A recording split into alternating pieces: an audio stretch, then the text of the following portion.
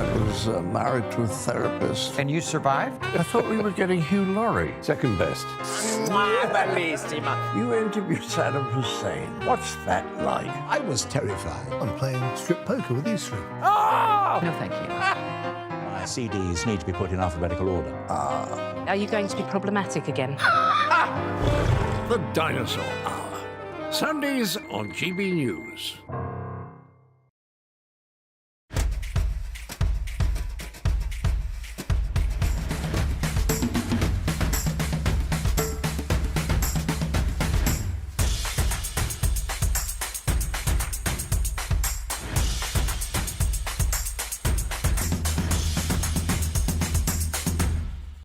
Wake up to the headlines with Headliners every morning at 5 a.m. We treat you to the day's biggest stories before anyone else, 7 days a week. You can catch up on everything you need to know before you've even had your kippers. Headliners every morning at 5 a.m. only on GB News, the People's Channel, Britain's news channel.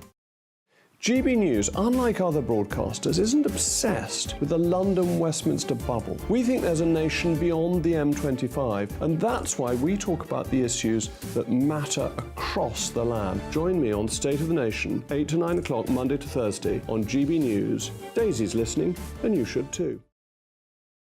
I think the most exciting bit for me is talking to people. People who I think are ignored often by the major news channels.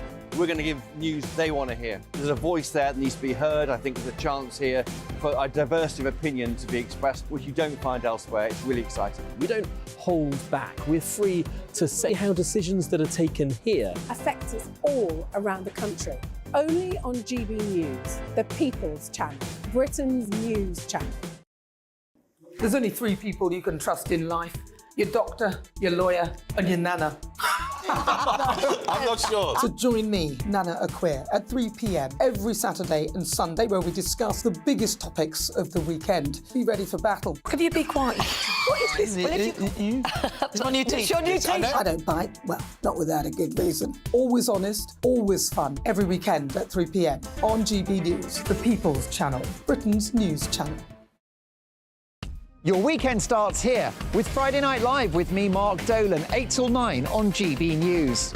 Big stories, big guests and big laughs as we get you ready for a cracking weekend. That's Friday Night Live with Mark Dolan. Fridays 8 till 9 on GB News. Bring your own drinks. The admission's free. Tired of the usual focus-tested, pre-prepared Westminster runaround? Well, so am I. So you want higher taxes? Is your department to blame for this? Are you rethinking this policy? Every Sunday at 9:30, I'll be sitting down with those in power to get the truth about the issues affecting you. Let's be honest, we've known about the cost pressures of this project for years, not months. That's the Camilla Tominey Show, a politics show with personality. On GB News, the People's Channel, Britain's news channel.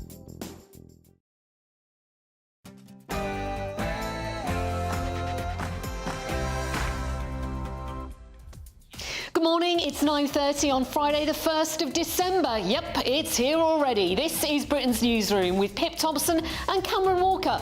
Coming up. Far off track. Speaking at the opening ceremony of COP28 in the last hour, King Charles warns we aren't on course to meet our climate goals. Dangers are no longer distant risks. I have seen across the Commonwealth and beyond countless communities which are unable to withstand repeated shocks. Sunak challenges China. The Prime Minister says it's vitally important China does more to make COP28 climate goals a reality. We'll bring you the latest.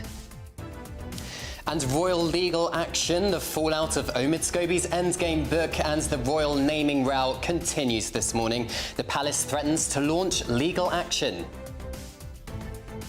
Lockdown was too late. That's what the former Health Secretary Matt Hancock admitted at the COVID inquiry yesterday. He's back again this morning. We'll bring you the latest. Israel-Hamas truce ends. Israel has resumed heavy fighting against Hamas in Gaza after a 7-day truce.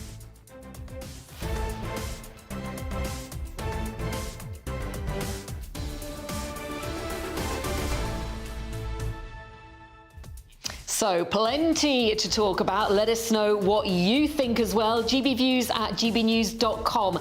Let's kick off with all the headlines from Sophia.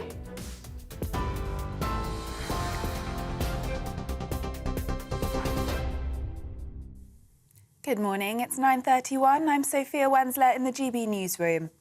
The King says countries are dreadfully far off achieving climate goals during a COP28 summit in Dubai. Giving an opening address at the World Climate Action Summit, the monarch said the hope of the world rests on the decisions taken at the gathering. The Prime Minister will also address the summit later and is expected to announce a £1.6 billion for environmental projects. The King said the dangers of climate change are no longer distant risks. With what we are witnessing, our choice now is a starker and darker one. How dangerous are we actually prepared to make our world? Dealing with this is a job for us all.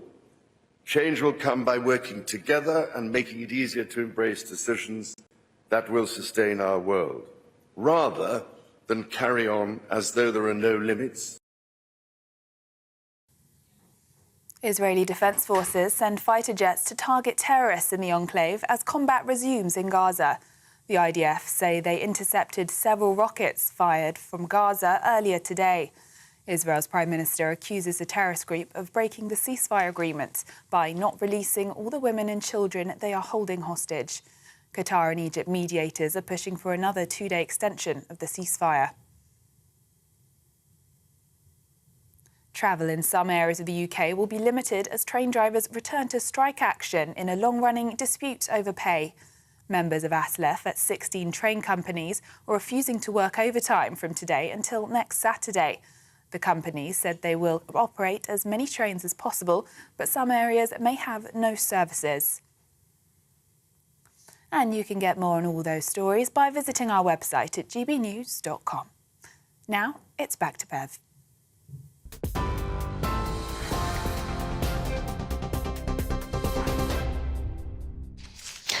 Thanks, Sophia. It is Pip and Cameron, at least I think it is. Yes, although I think it's so. the end of the week and I'm a bit cream crackered, so I don't know who I am. It was or the where last time I checked, yeah, for sure. Anyway, this morning the King says countries are dreadfully far off achieving climate goals during a COP28 summit in Dubai. He addressed the summit in the last hour or so. Let's take a listen. It worries me greatly that we remain so dreadfully far off track, as the global stocktake report demonstrates so graphically. The dangers are no longer distant risks.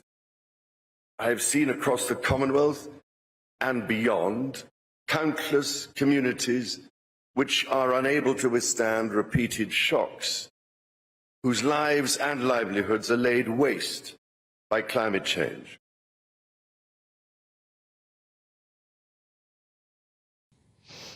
So, the King is committed to his long-standing passion of fighting climate change. Cameron, what did you make of it? Because he is the only foreign head of state invited. Yeah, he is, and I think that makes a huge difference on the international stage. I think perhaps, as well, the British government use him as a bit of an asset to try and get their message across. It's something, of course, that the King has really championed, really, Pip, hasn't he, for, 50 years or so. But there's this huge sense of urgency with King Charles. He clearly has a passion, but I think some people would argue that perhaps there's a danger that he could switch some people off when it comes to climate change if he's too pessimistic, too doom and gloom. What do you think?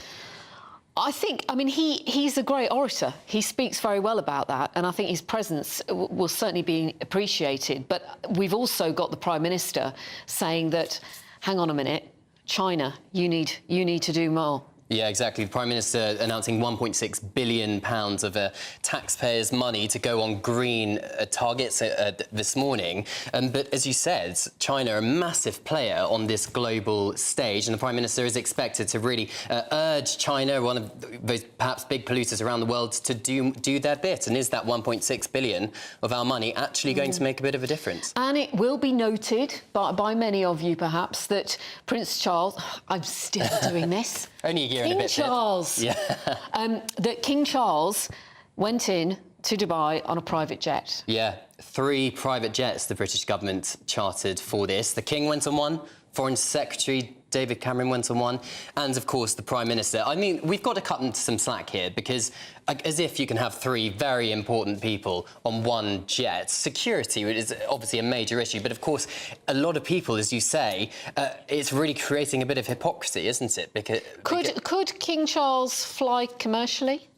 I mean, he could in theory, but again, I think it's the security measures, isn't it? And that his safety perhaps has to come first. And the United States president would never fly commercially, would he? He's always got Air Force One. We know that, yes. Well, if we talk a little bit more about King Charles, because of course we're seeing him at COP28, but there's a little bit of another story going on. That's an understatement, isn't it? Which has perhaps overshadowed King Charles's trip to Dubai, because the royal family is apparently considering legal action after media outlets, a number of them now, named the royal, twosome duo, alleged to have said some... Yeah, so, I mean, the Dutch copies appear to suggest that the King and the Princess of Wales took part in conversations about the skin tone of Prince Archie before he was born. But I think the bigger issue, really, is the fact that how were those names in the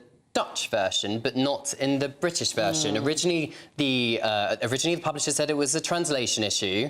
And then, of course, they're only saying that it was an error. And the Mail yesterday ran the story that the woman who actually translated the text from the English manuscript into Dutch said that those names were in the manuscript. So the names of King Charles and Princess of Wales? Yes.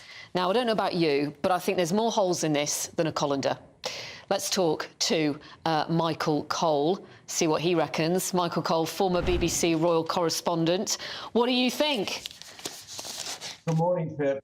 Good morning to you both. The King, of course, doing his thing. We just saw him. You kindly showed us part of his speech. And, of course, he went on his private plane. At least he didn't take his Bentley with him, as he used to do in the old days when people were less sensitive about issues of the environment, climate change.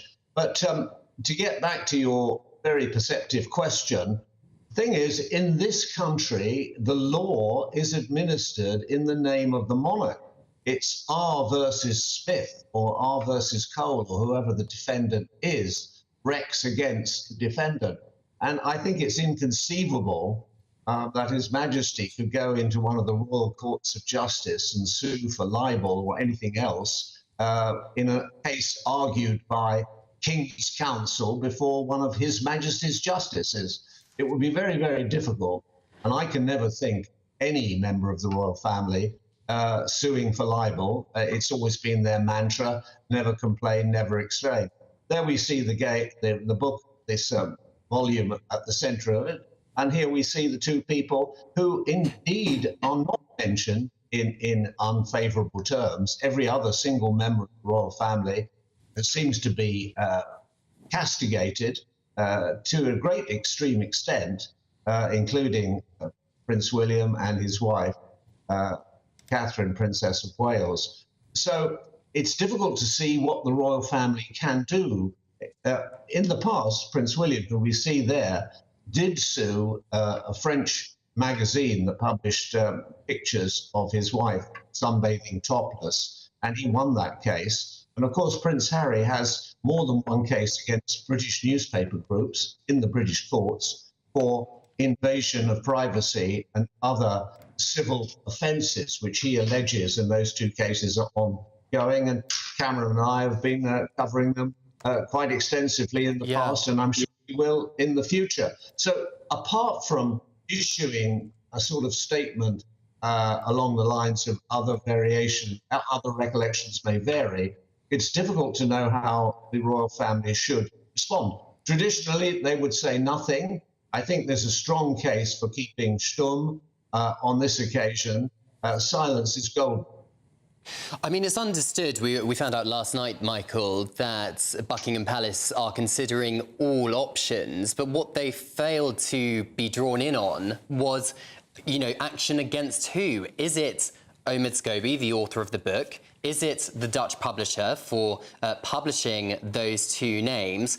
Or is it the well-known television personality who first said those names on British television a couple of nights ago? So it's hard to see exactly the kind of action they would be taking against who. Yeah, exactly. In Holland, it was either an honest mistake, which is one thing, or it was a publicity stunt to sell more copies of this vituperative volume. We don't know. I think it would be quite unusual for anyone or the British royal family to take action against the Dutch publisher. And the translator of that, she's come out and said very clearly that the names that we both now know, we all both know, were in the text that she was asked to translate, and all she did was simply translate them. So everything else has been sort of fluff and flurry thereafter, trying to explain it.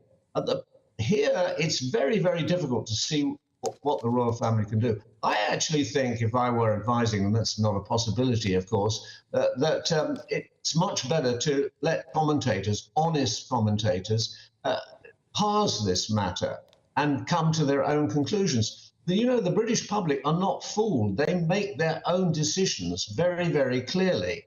But what would help immensely, Cameron, what would help immensely, Pip, is this. The king's second son is sitting in California on his hilltop. He should come in now and distance himself from this poisonous book and make sure that he repudiates its content, because it all revolves around him and his wife, the Duchess of Sussex, Meghan Markle. And it all started in 2021 in that interview that she gave to Oprah Winfrey, when she said that when she was pregnant with Prince Archie, what happened was that somebody in the royal family, unnamed by her, raised the question of what colour of the skin of the baby would be. And Oprah, if you remember, did a rather stagey pause, and her jaw dropped, and she said, "What?"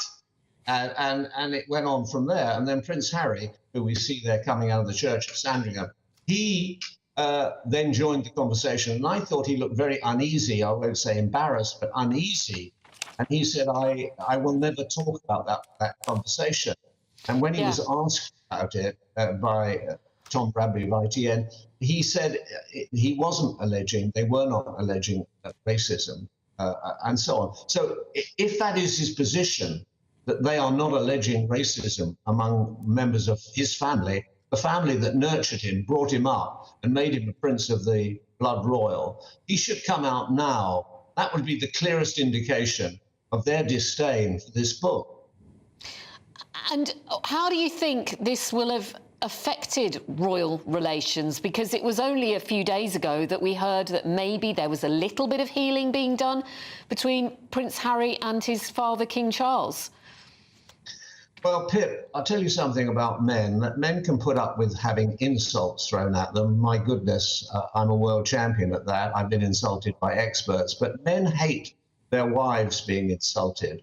And Prince William will be very, very upset at his wife, who is an absolutely brilliant Princess of Wales, in my opinion. If you went to central casting and you asked for a Princess of Wales, you'd come up with somebody as brilliant as Catherine Middleton, the Princess of Wales, who looks good, sounds good, and does tremendous good work. Prince William will be very, very hurt. His wife has been attacked, and that attack has come somehow from his brother's camp, as seen through the prism of Sussex's Scobie, who denies that he's a mouthpiece or a megaphone. Yeah, he's denying that it's a publicity stunt, isn't he? So you don't think there'll be any big family gathering at Sandringham this Christmas? Certainly not this Christmas, Michael.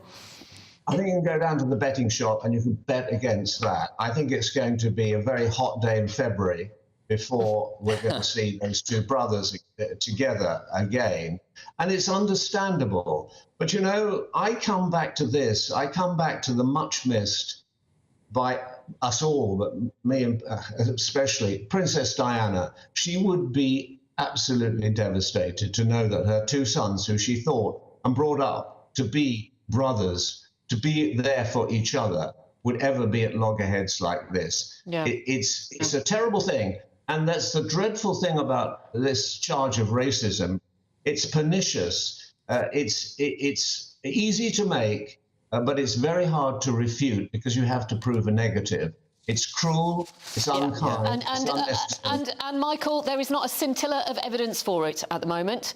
That's absolute. That's the truth, Pip. So, you have said it in one. Yeah. Michael, really appreciate you talking to us this morning, as always. Thank you so much. And we should just say, I don't know whether we've got the pictures, that Princess Catherine was rocked up at the Royal Variety performance. She was. Last night, looking resplendent. You wouldn't know that any of this was going on behind the scenes. Prince William as well. Yes, it's just such a shame. But of course, all of this is overshadowing the King's speech at COP28 earlier on today, which is what we're going to talk about now. But the Prime Minister this time. Yeah, Rishi Sunak has challenged China to do more to ensure that we can all meet the climate goals set in Dubai. But is it just a bit of a gimmick or something like that? Of course, if he's put this £1.6 billion of taxpayers' money to these green targets. Philip Davis, MP, joined us in the studio. Philip, what do you think? Well, look, the whole thing of COP is an absolute farce, to be perfectly honest. You've got all these world leaders jetting in, as you've already discussed, on their private jets, faffing about, talking about how we're going to, cut carbon emissions and change the world's climate. It's an absolute fantasy. The two people who have got the biggest emitters, the US and China, their presidents haven't even bothered to turn up to this jamboree. And so you've got a load of world leaders strutting around on the world stage, and it's completely and utterly pointless. We all talk about what we're going to do, and every year they come to some bogus agreement. And every year, our carbon emissions keep going down. Ours have been cut now by 48% since 1990, more than any other leading economy in the world. And China's and India's just keep going up and up and up. And I guarantee that at the end of this, whatever farcical agreement they come to, I guarantee that next year China's carbon emissions will be even higher, and so will India's, and so will the global number of carbon emissions. It's an absolute farce, the whole thing. We should note, though, that Rishi Sunak, he's there today, but the UK has rolled back on their green pledges, on their commitments, haven't they? Well, Rishi Sunak's shown a bit of common sense, to be perfectly honest, in this regard. Instead of going on this ideologically driven, arbitrary target of banning all diesel and petrol car sales by 2030, which was completely unachievable. I mean, there isn't even the infrastructure of charging points for that to. But is it a bit rich of Rishi Sunak to do that, to say that to China, when he hasn't even stuck to his own pledges?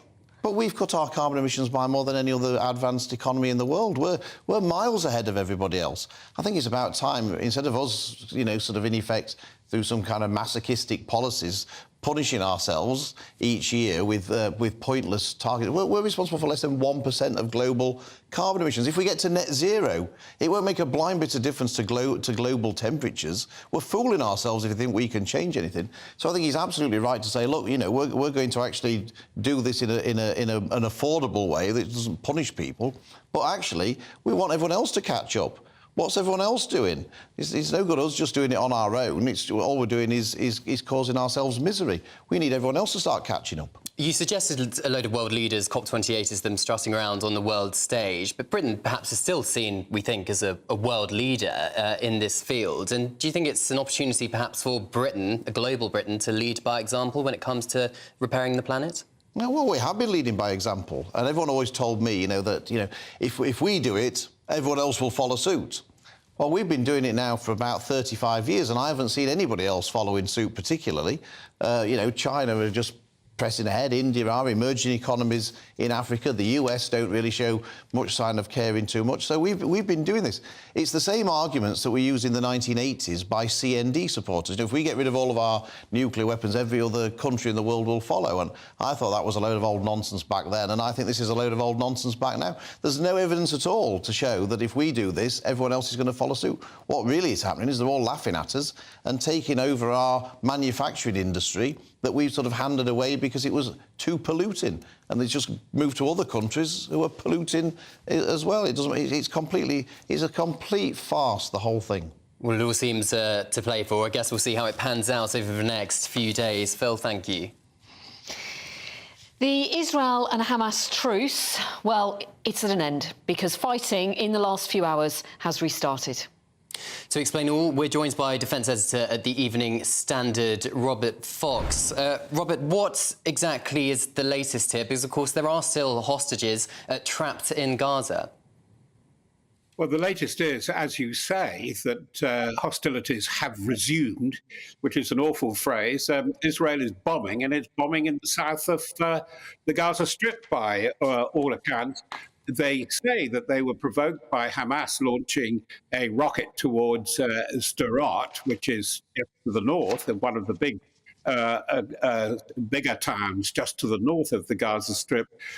But what looks ominous about this is that the IDF, that is the Israeli army, the Israeli Defense Force, wanted to do this anyway because they thought that if the truce went on, that they were going to lose momentum. Mr. Blinken, President Biden's representative, his Secretary of State, is in town trying to keep the talk going. But I think that they've got a problem because I don't think Mr. Netanyahu, the Israeli leader, is listening to them. Are talks, Robert, still ongoing about a ceasefire? Is there a chance that a ceasefire could resume? Well, so we understand that talks are going, but talks aren't talks in the way that you and I may think of them. There's a bit of behind closed doors. It will be going on in Qatar, particularly. And Qatar is very difficult because it's vital. The Hamas political leadership is there, its financial leadership is there, and that's where a lot of relationships which lead to its arming is there, but strategy isn't decided there because it's absolutely clear that what happened on October the 7th was actually done from inside Gaza itself. What is happening is that the lines, I think, are not linking up at the moment, and it does look as if there is a very serious Nazi guerrilla war going on, a conflict, a terrorist war, because we had 3 Israelis attacked in Jerusalem yesterday with fatalities. And this is going to be very, very difficult to put back together again. So, yes, I do think talks are going on, but do I think they're going to go anywhere? Not anywhere very soon. Defence Editor for the Evening Standard, thank you. And we were just looking at live shots there of the Israel-Gaza border, clear evidence of that offensive, of that war resuming in the last few hours. And no doubt many more civilians are going to lose their lives. Still to come, Matt Hancock is back at the COVID inquiry. We will have the latest. A brighter outlook with Box Solar, sponsors of weather on GB News. Good morning, welcome to your latest GB News weather update from the Met Office.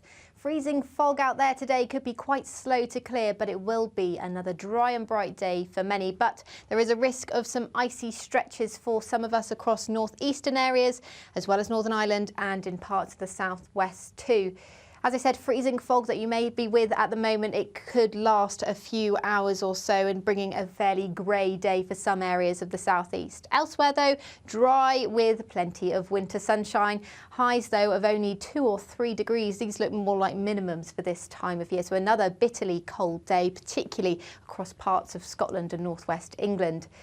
Throughout tonight, we'll see many areas seeing dry weather with clear skies, so temperatures will dive quite quickly, falling as low as -10 for some areas. We'll see some mist and fog developing across eastern areas as well. This could turn to freezing fog once again and could persist a little bit longer through Saturday morning. So another fairly dull start across central and southeastern areas. We'll see some sunshine though through the weekend across eastern areas, particularly across parts of eastern Scotland and northeastern England, as well as parts of the southwest for a time before these showers across the west start to make further progress inland. Those showers could bring some snow to the high ground of Wales and then later some central areas, but there is some uncertainty over that. Bye-bye. That warm feeling inside from Boxed Boilers, sponsors of weather on GB News.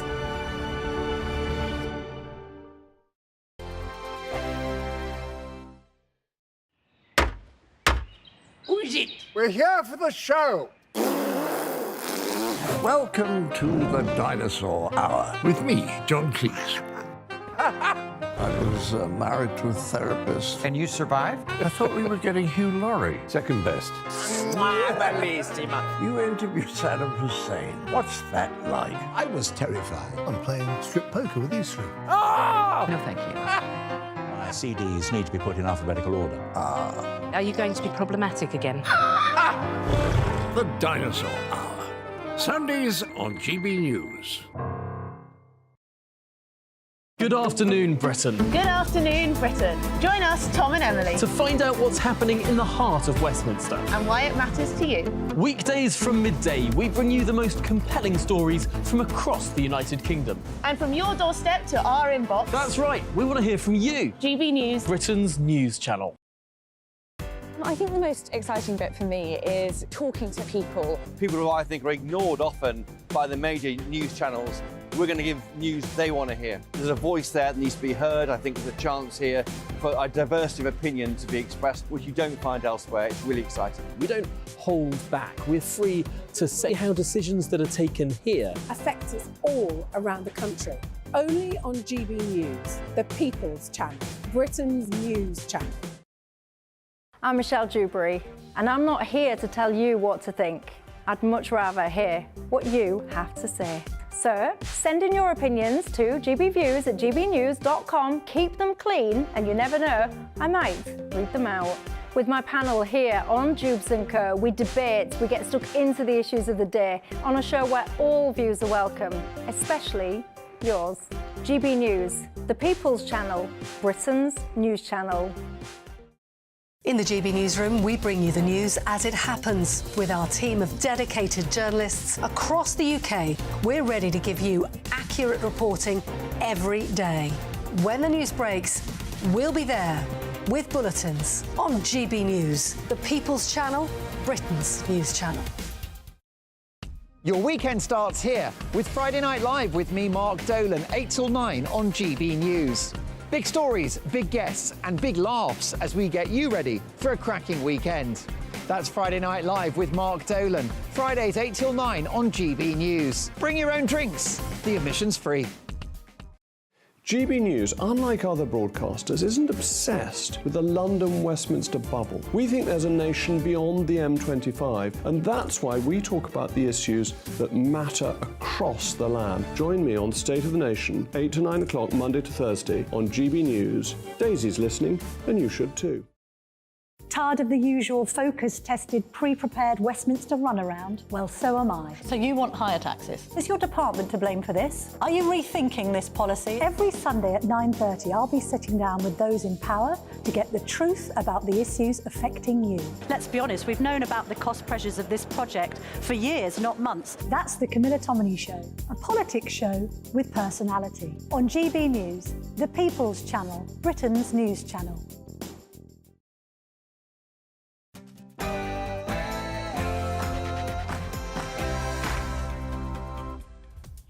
It's 10 o'clock on Friday, the 1st of December, very close to Christmas, of course. This is Britain's Newsroom on GB News with Pitt Thompson and Cameron Walker. Coming up, far off track. Speaking at the opening ceremony earlier, King Charles warns we are not on course to meet our climate goals. Dangers are no longer distant risks. I have seen across the Commonwealth and beyond countless communities which are unable to withstand repeated shocks. Sunak challenges China. The Prime Minister Rishi Sunak says it's vitally important China does more to make COP28 climate goals a reality. We'll have the latest. Royal legal action, the fallout of Omid Scobie's Endgame book and the royal naming row continues. The palace threatens to launch this legal action, but will they? We'll bring you the latest. Lockdown was too late. That's what the former Health Secretary Matt Hancock admitted yesterday. He's at the COVID inquiry again this morning. We'll have the latest. And our reporter Catherine Forster has the latest. Yes, Matt Hancock here again today, having said yesterday that he told the Prime Minister to lock down earlier, and also admitting that that protective ring around care homes that he said the government had thrown around them was in fact no such thing. We'll be bringing you the latest all day. An Israel-Hamas truce ends. Israel resumes heavy fighting against Hamas in Gaza after that 7-day pause. Our security editor Mark Weiss is here. Well, it was just after 5:30 in the morning local time when the rocket alert siren sounded across southern Israel. The Israeli military responded in kind, striking dozens of targets across the Gaza Strip. The Hamas-run health ministry says dozens of civilians have been killed. And snow showers. There's a yellow weather warning covering areas in northeast England, the East Midlands and the east of England, Yorkshire and the Humber and parts of Scotland. Our Scotland reporter Tony Maguire is in Edinburgh. A 600-mile wall of ice and snow across the east coast of the UK, from Shetland down to Chelmsford, and overnight lows of -10. Join us a little later for the very latest news of the weather this weekend.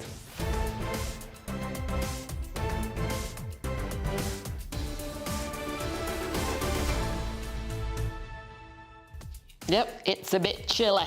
Let us know all your thoughts on our talking points. GB Views at gbnews.com. Let's start with all your headlines. Here's Sophia.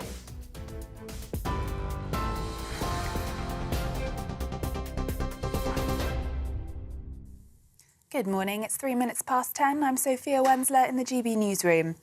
The King says countries are dreadfully far off achieving climate goals during a COP28 summit in Dubai. Giving an opening address at the World Climate Action Summit, the monarch said the hope of the world rests on the decisions taken at the gathering.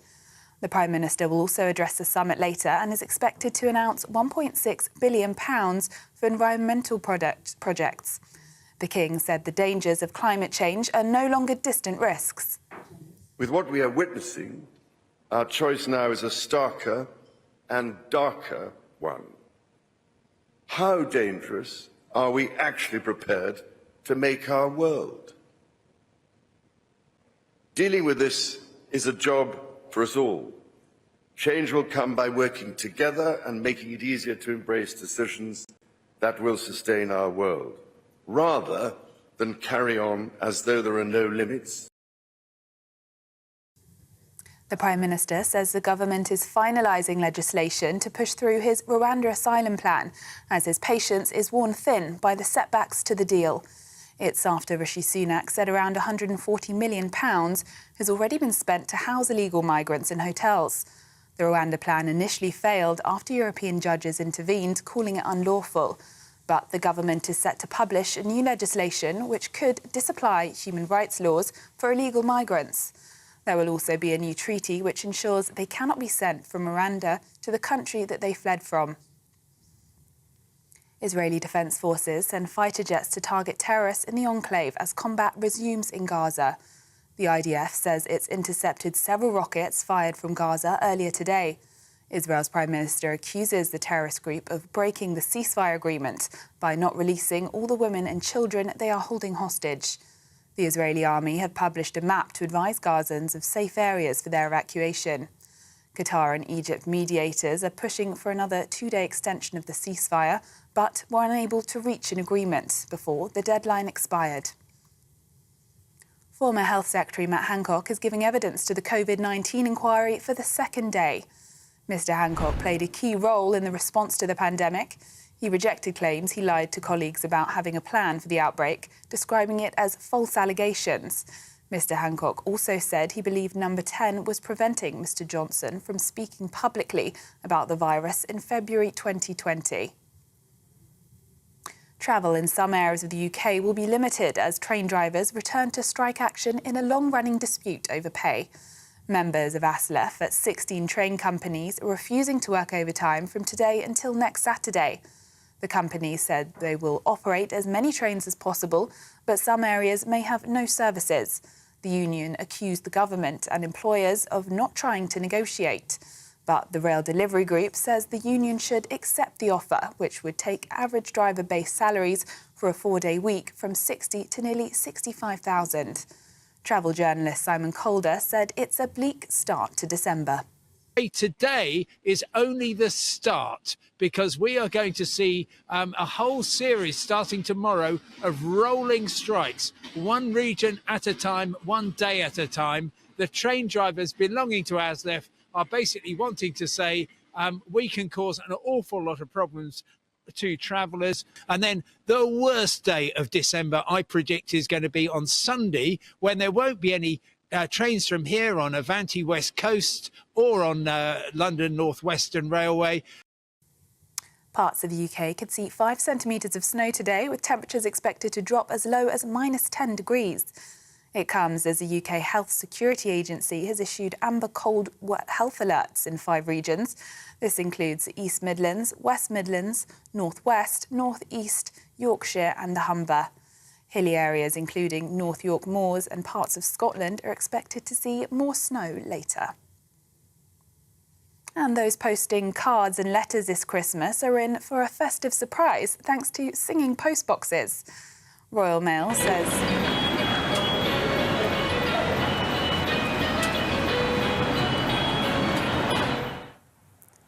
Royal Mail says special postboxes are placed in London, Swansea, Glasgow and Belfast and respond to post with festive tunes.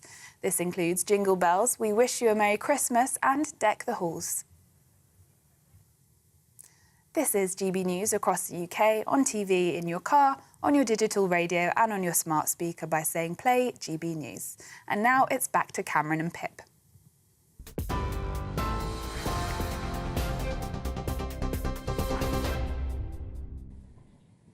Good morning. Plenty of you have been getting in touch so far. We've got a lot to talk about. Let's hear what people have been saying. Yeah, Bernard says, why do we always give billions for other countries to combat climate change? Of course, we've been talking a lot about COP28 conference in Dubai this morning, where the King and the Prime Minister have been. Yeah, it's got quite a few of you going, this topic. Roger, good morning. You say, what is destroying the planet is population explosion. No one talks about that, probably because they can't make any money from it. Ooh, you cynic. Yeah, whereas Denise claims the Sahara Desert was green before approximately 4000 BC. So was that change due to 4x4s, jets, etc.? Natural changes and human species will have to adapt like other creatures did or die out. That's what Denise thinks. Max, good morning to you. You say if climate change is so dangerous as it really appears to be, then we need a massive change in mindset by everyone.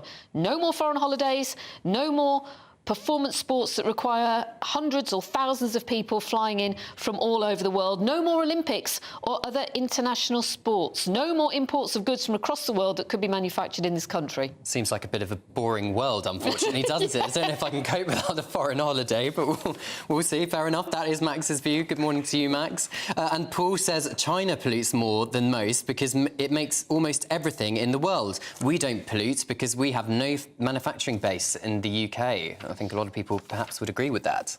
Thank you very much. Keep your thoughts coming in. Let's turn to the COVID inquiry. Today is the second day that Matt Hancock, the former Health Secretary during the pandemic, will give evidence to the inquiry. Now, yesterday, he admitted that the UK, the government, was too late to lock down. Listen to this. If we'd had the doctrine that I propose, which is as soon as you know you've got a lockdown, you lock down as soon as possible, then we would have got the lockdown done over that weekend, in on the 2nd of March, 3 weeks earlier than before. There's a doubling rate at this point estimated every 3 to 4 days.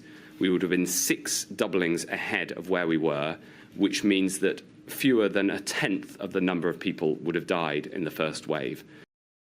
Well, let's go live to GB News political correspondent Catherine Forster. Catherine, thanks for joining us. I believe he's back giving more evidence today. Yes, that's right. Former Health Secretary Matt Hancock back here at the COVID inquiry for a second day. He's due to give evidence from 10 o'clock through to lunchtime at about 1:30 or 2. Then next week, Boris Johnson will be giving evidence next Wednesday and Thursday. But some interesting comments that he made yesterday, weren't there? foremost among which was that they should have locked down much earlier. Now, he claims to have had a phone call with the Prime Minister on the 13th of March in which he said this, but Hugo Keith KC, interrogating him, said, well, where's the evidence? And there doesn't appear to be any. He also pointed out that in Matt Hancock's pandemic diaries, which of course were not really diaries, but sort of information put back in a diary form, there was no mention of this call. Matt Hancock said, oh, well, there's an email, but I haven't got it now. So there was that. And also, I think the other very significant thing was about this protective ring around care homes, which Matt Hancock said in May of 2020 the government were throwing around our most vulnerable. He was forced to admit that, in fact, that was a protective ring was no such thing, because, of course, we know that people with coronavirus were being discharged while they were still positive back from hospitals who needed the bed space directly into care homes. And we also know that care home workers, who of course there's nothing like enough of them, were going from care home to care home to care home. So the protective ring, I'm afraid, has turned out to be pretty much a fantasy, as I think the relatives of people in care homes always knew. Matt Hancock also very keen to shift the blame, as you would expect. There's been a lot of other people giving evidence that had basically accused him of lying. He firmly rebutted that, said no, that was simply not true. But all the while through yesterday, his arch nemesis, Dominic Cummings, I think we can safely say the pair absolutely loathe each other, was not very helpfully for Matt Hancock, tweeting rebuttals and criticisms of many of the things that Matt Hancock said. So obviously Matt Hancock wants to show himself in the best possible light, but I don't think it's going terribly well for him so far. Catherine, I was covering the inquiry all day yesterday. I mean, what I noticed about Matt Hancock was he spoke with a lot of conviction, if you like. You know, he's got an answer for absolutely everything, which very much relates, I think, to some of the criticism of him about being very overconfident, nuclear levels of confidence, I think somebody described it.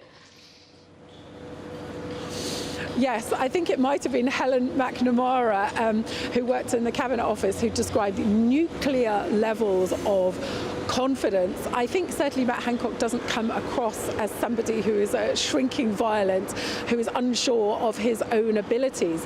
He's made comments before pretty much indicating that he sort of enjoyed, in a way, being in charge in this huge time of national crisis. But Matt Hancock's image of himself and the part that he played is at odds with many people who were in government and who were in the civil service that really were not impressed with him at all. So let's see what history makes of him ultimately.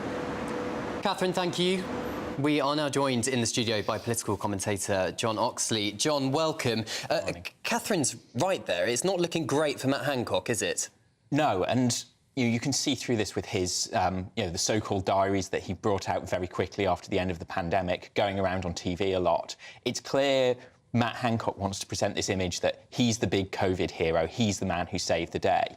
But what you're getting through the inquiry is very detailed study of that period, a lot of reliance on documents, a lot of different people giving evidence. And it seems most of those people have very different recollections of how the pandemic went and how useful he was in that situation to Matt Hancock's own view of himself. And we keep hearing that this inquiry is about learning lessons. And one of the lessons you could say that should be learned is, when there's a crisis like this, stop fighting like rats in a sack. I mean, so many personality clashes here. And at the heart of it seems to be good old Dominic Cummings. Absolutely, and that's one of the things that Matt Hancock said through his evidence. He was talking about this toxic environment. He was talking about Dominic Cummings getting in the way of cabinet ministers, sort of sidelining them. It's hard to tell how much of that is true. Certainly, Dom was a big, powerful figure, very close to Boris Johnson. And you're right that overall, that is one of the things that we need to take away from this inquiry when we get to the end of it, is Cabinet government working well? Does it work well in those situations? And how do we build a system, both politically and in terms of the structures, the Cabinet Office, so that when the next event like this comes really out of nowhere, our Cabinet are working together, are focusing on it, have the right information, are making the right decisions in the right circumstances, and aren't playing political games with it. At the time, the then Health Secretary, Matt Hancock, spoke of this protective ring around care homes. Of course, we know a number of older people who were in hospital were sent back to care homes having not been tested for COVID. And he seemed to concede towards the end of the day yesterday that perhaps that protective ring wasn't quite as strong as he was making out at the time. Yeah, that's definitely something we've seen. We have to remember at the time we didn't have testing and there was this real focus on people with symptoms, but we were starting to know asymptomatic transmission was possible. And it was one example. My great uncle was in that cohort of people who were discharged from hospital around about that time. And there were 2 care homes. The care home he went into had no cases, no fatalities. There was another care home that they were thinking of, and in that first wave, 15 people died in that one care home. So it shows the ring wasn't impenetrable, and if you were in that scenario, it was really luck that kept your care home safe or unsafe at the time. One of the criticisms of this inquiry is that it is not asking the right questions. And I saw it for myself yesterday, an acceptance, a complete acceptance that lockdown was the right thing to do. What was discussed was the timing of it. But there's a lot of people who say, hang on a minute, this led to so many more problems for people, locking them in their homes, the mental health difficulties, the deaths that arose from that.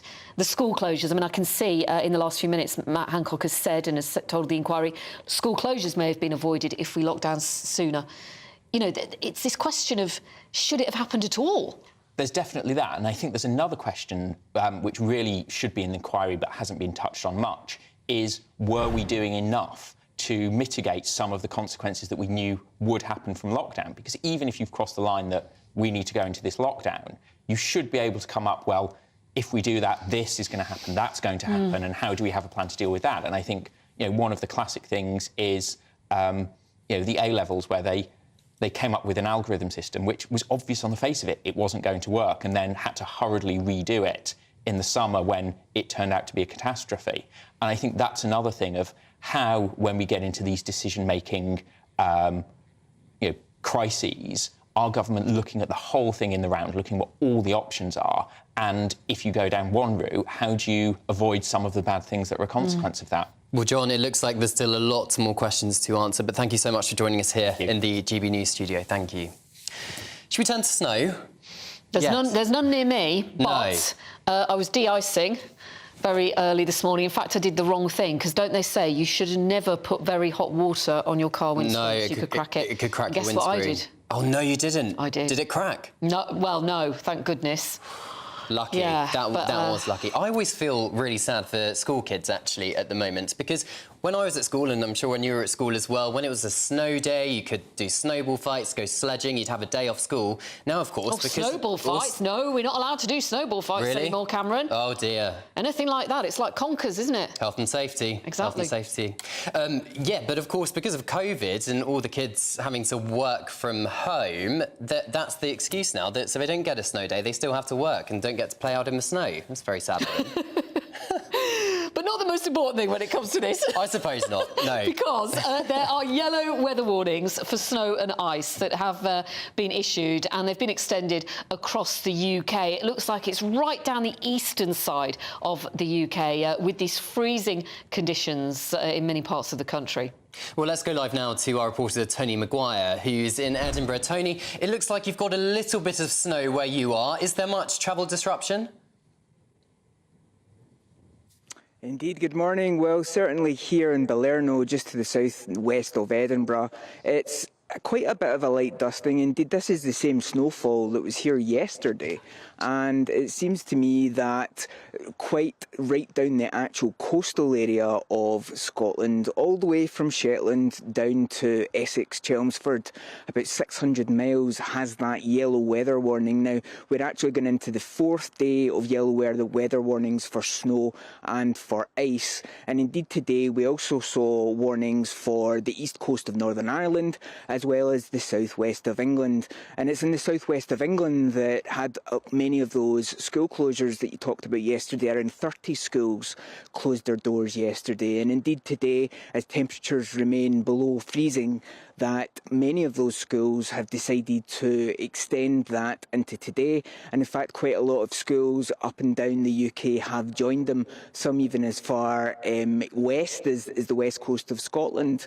And today does see the end of the yellow weather warnings. However, it does not the end of the wintry weather. It's only the 1st of December, and yet we still feel very much like we're in the jowls of winter. We're going to see more snow here in Scotland, as well as high ground, the Yorkshire moors, for example, and it's going to cause quite a lot of disruption.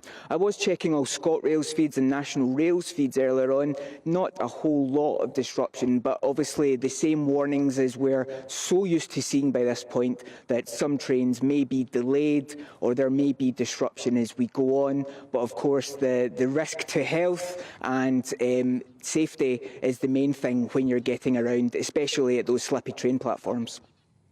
Oh, we'll stay warm, Tony. It may not be much snow, but it's certainly very cold out there. It looks very festive, though, doesn't it? Which is nice. It certainly does. I still am holding out hope for a white Christmas. I think I've only had about 3 in my whole life, but yeah, but we can see. But it's still, what, 25 days to go? So I think it's probably too early for the Met Office to give us any kind of indication on that one. Have you got your tree up? No, not quite yet. Not quite yet. There's some real tree or fake? Fake this year, yeah. Some Christmas candles are out, and of course the Advent calendar this morning as well. We don't quite have a tree in the studio yet, but perhaps that will happen in the next week or so. I don't know. You shouldn't do tinsel, should you? They say it's not very. It's a bit old-fashioned, 1970s. I like a bit of tinsel.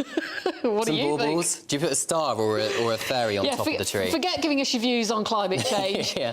Give us your views on tinsel. Yeah.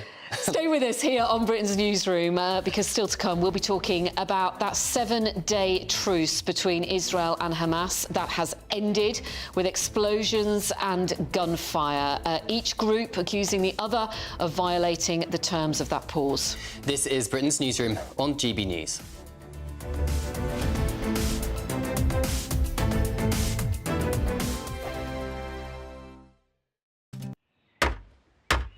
Who is it? We're here for the show. Welcome to the Dinosaur Hour with me, John Cleese.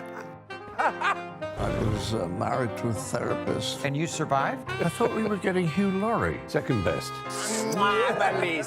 You interviewed Saddam Hussein. What's that like? I was terrified on playing strip poker with these three. Ah! No, thank you. My CDs need to be put in alphabetical order. Are you going to be problematic again? The Dinosaur Hour. Sundays on GB News.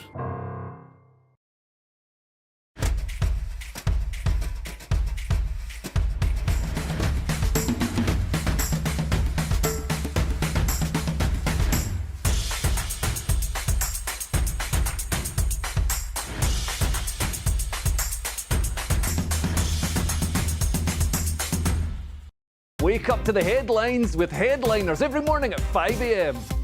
We treat you to the day's biggest stories before anyone else, 7 days a week. You can catch up on everything you need to know before you've even had your kippers.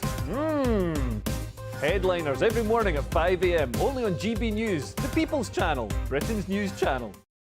GB News, unlike other broadcasters, isn't obsessed with the London-Westminster bubble. We think there's a nation beyond the M25, and that's why we talk about the issues that matter across the land. Join me on State of the Nation, 8 to 9 o'clock, Monday to Thursday, on GB News. Daisy's listening, and you should too.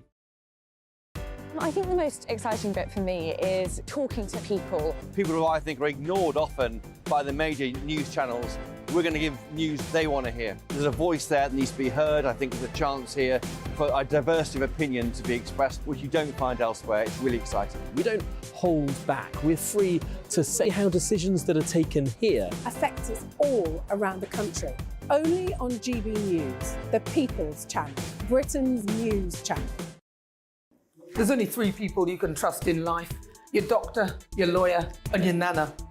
I'm not sure. So join me, Nana Aquia, at 3 p.m. every Saturday and Sunday, where we discuss the biggest topics of the weekend. Be ready for battle. Could you be quiet? What is this? It's my new teeth. It's your new teeth. I don't bite. Well, not without a good reason. Always honest, always fun. Every weekend at 3 p.m. on GB News, the People's Channel, Britain's news channel.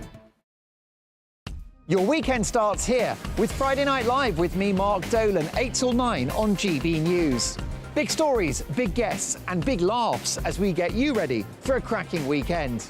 That's Friday Night Live with Mark Dolan. Fridays 8 till 9 on GB News. Bring your own drinks. The admission's free.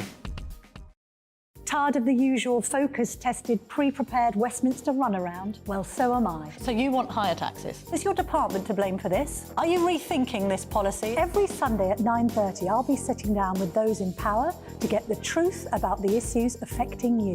Let's be honest, we've known about the cost pressures of this project for years, not months. That's the Camilla Tominey Show, a politics show with personality. On GB News, the People's Channel, Britain's news channel.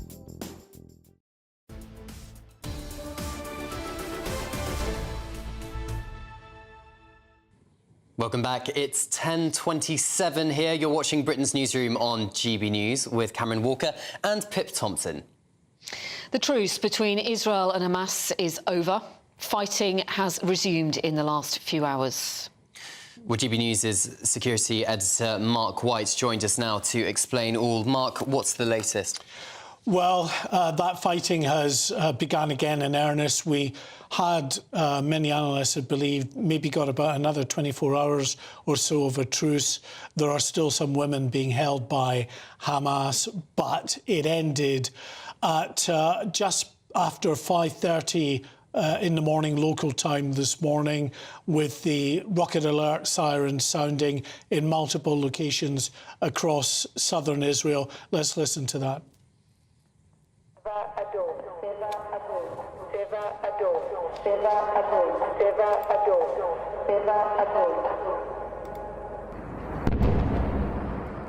And as you hear there, the sound of explosions and the Iron Dome missile launches into the early morning sky there across southern Israel.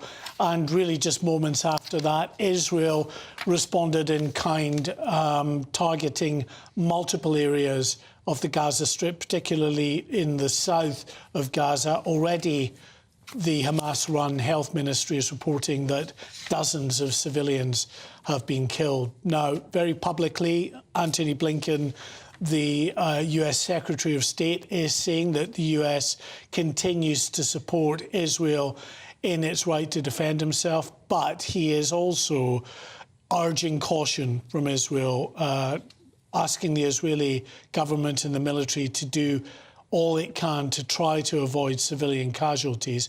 But it's difficult to see how that can happen, because you have a situation where Israel says that Hamas is using civilian areas to hide their terrorist infrastructure, to launch their rockets from. And as a response, when they target these areas, clearly the inevitable outcome is lots of civilian deaths. And the Israeli military is dropping more leaflets today, telling people to evacuate south.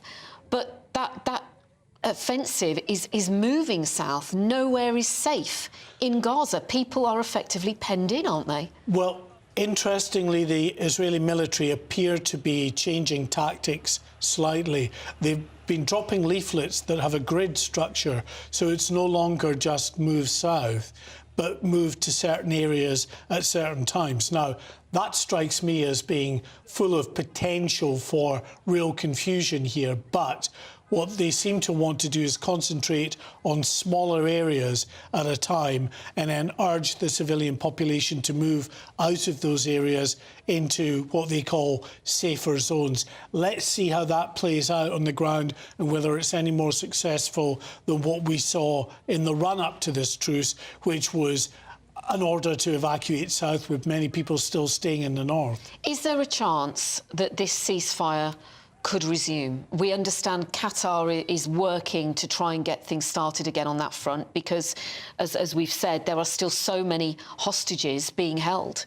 I think there is, and the sooner that truce gets underway, you know, the better in terms of the likelihood that it could take another truce to release hostages. The longer this plays out, the more difficult it will be to get any kind of truce back on track again. But you're right. Israel says there are still women that are being held by Hamas. And I think one of the sticking points is when we move towards the men and members of the IDF who are being held by Hamas. Hamas sees them as more valuable hostages, wants more in the way of, you know, concessions from Israel, which might mean the release of more in the way of Palestinian prisoners to, as I say, compensate for the release of those hostages.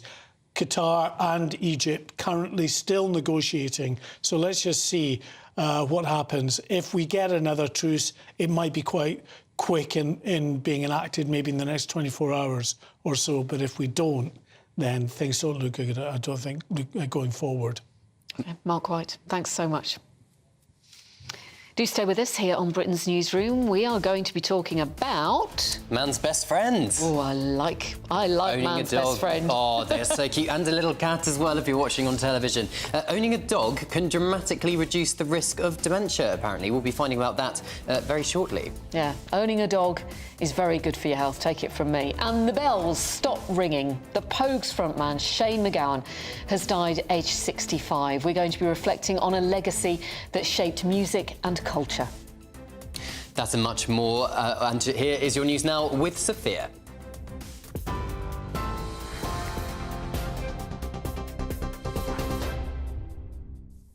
It's 10:32. I'm Sophia Wensler in the GB Newsroom. The King says countries are dreadfully far off achieving climate goals during a COP28 summit in Dubai. Giving an opening address at the World Climate Action Summit, the monarch said the hope of the world rests on the decisions taken at the gathering. The Prime Minister will also address the summit later and is expected to announce £1.6 billion for environmental projects. The King said the dangers of climate change are no longer distant risks. With what we are witnessing, our choice now is a starker and darker one. How dangerous are we actually prepared to make our world? Dealing with this is a job for us all. Change will come by working together and making it easier to embrace decisions that will sustain our world, rather than carry on as though there are no limits. UN Chief Antonio Guterres says he deeply regrets the collapse of a week-long truce between Israel and Hamas. It says Israeli defence forces send fighter jets to target terrorists in the enclave as the combat resumes in Gaza. The IDF said it intercepted several rockets fired from Gaza earlier today. Israel's Prime Minister accuses the terrorist group of breaking the ceasefire agreement by not releasing all the women and children they are holding hostage. Qatar and Egypt mediators are pushing for another two-day extension of the ceasefire. Travel in some areas of the UK will be limited as train drivers return to strike action in a long-running dispute over pay. Members of ASLEF at 16 train companies are refusing to work overtime from today until next Saturday. The companies said they will operate as many trains as possible, but some areas may have no services. And you can get more on all those stories by visiting our website at gbnews.com.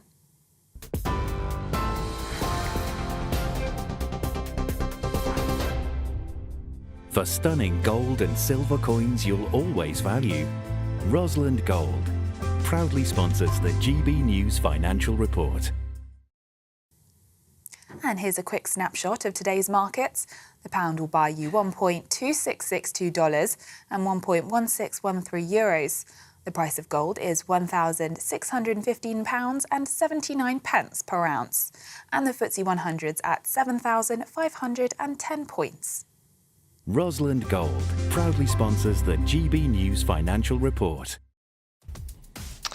Do stay with us. We're going to be joined by our fantabulous panel, political commentator Matthew Stadlen and broadcaster Mike Parry, to digest today's biggest stories. And I suspect they're going to disagree on pretty much everything. Just a little bit. This is Britain's Newsroom on GB News.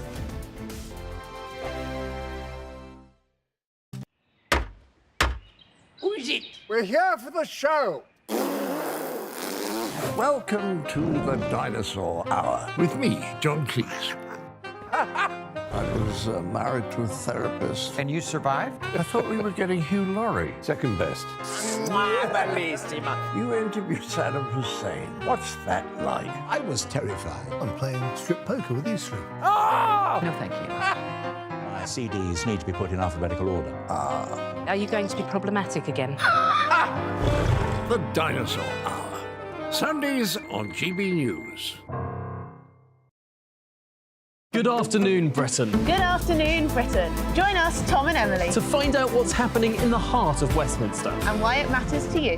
Weekdays from midday, we bring you the most compelling stories from across the United Kingdom. And from your doorstep to our inbox, That's right, we want to hear from you, GB News. Britain's news channel.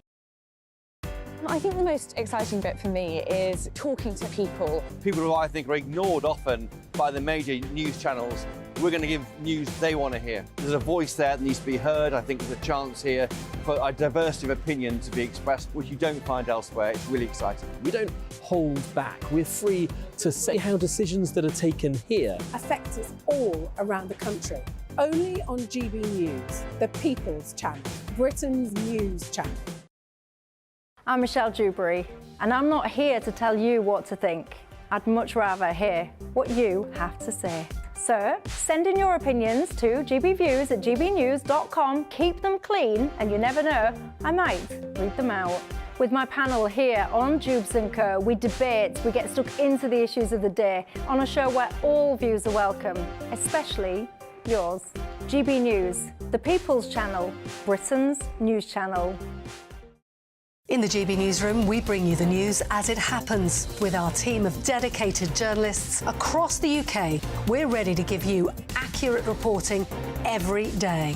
When the news breaks, we'll be there with bulletins on GB News, the People's Channel, Britain's news channel.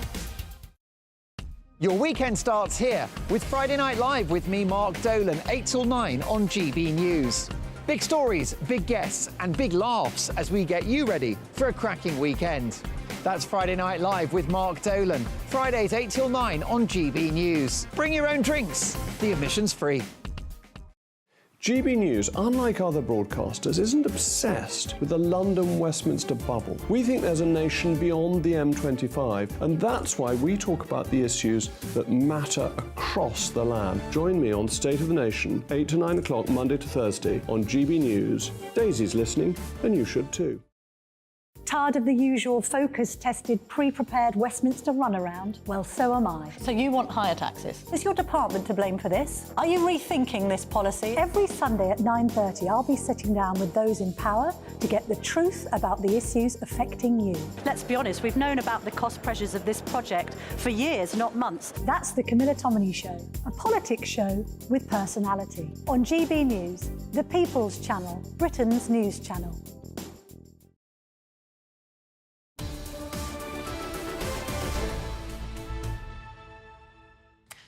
Welcome back. It's just coming up to 10:40. You're watching Britain's Newsroom on GB News with Cameron Walker and Pip Thompson. The festive season has begun and police forces across the UK are launching their annual Christmas crackdown on drink and drug drivers. Well, our reporter Anna Riley joins North Yorkshire Police to find out more about their campaign. It's the festive season, a time to eat, drink and be merry. And to make sure people get home safe, Forces across the UK are warning of the dangers of drinking and driving. If you are going to get behind the wheel of a car, do not drink any alcohol. Don't do it. It's just not worth the risk. You run the risk of losing your job, you run the risk of losing your licence, your income, but of course, worst of all, you could seriously injure somebody or kill them or yourself. And I just ask people to think about that. We don't want any empty chairs at dinner tables this Christmas. Let's make sure everybody gets home safe. Here in North Yorkshire, officers are increasing patrols on the roads in the run-up to Christmas to clamp down on drink and drug driving. We would look for vehicles that are defective or committing offences where we could then stop the driver for what we've seen, and we will take every opportunity to check them for drink and drugs. During December of last year, in North Yorkshire, over 1,000, I think it was 1,035 drivers were breathalyzed and tested for drugs. The amount of people that were arrested was, I think, about 120. So the figures are really quite daunting as to how many people are prepared to get behind the wheel while they're impaired.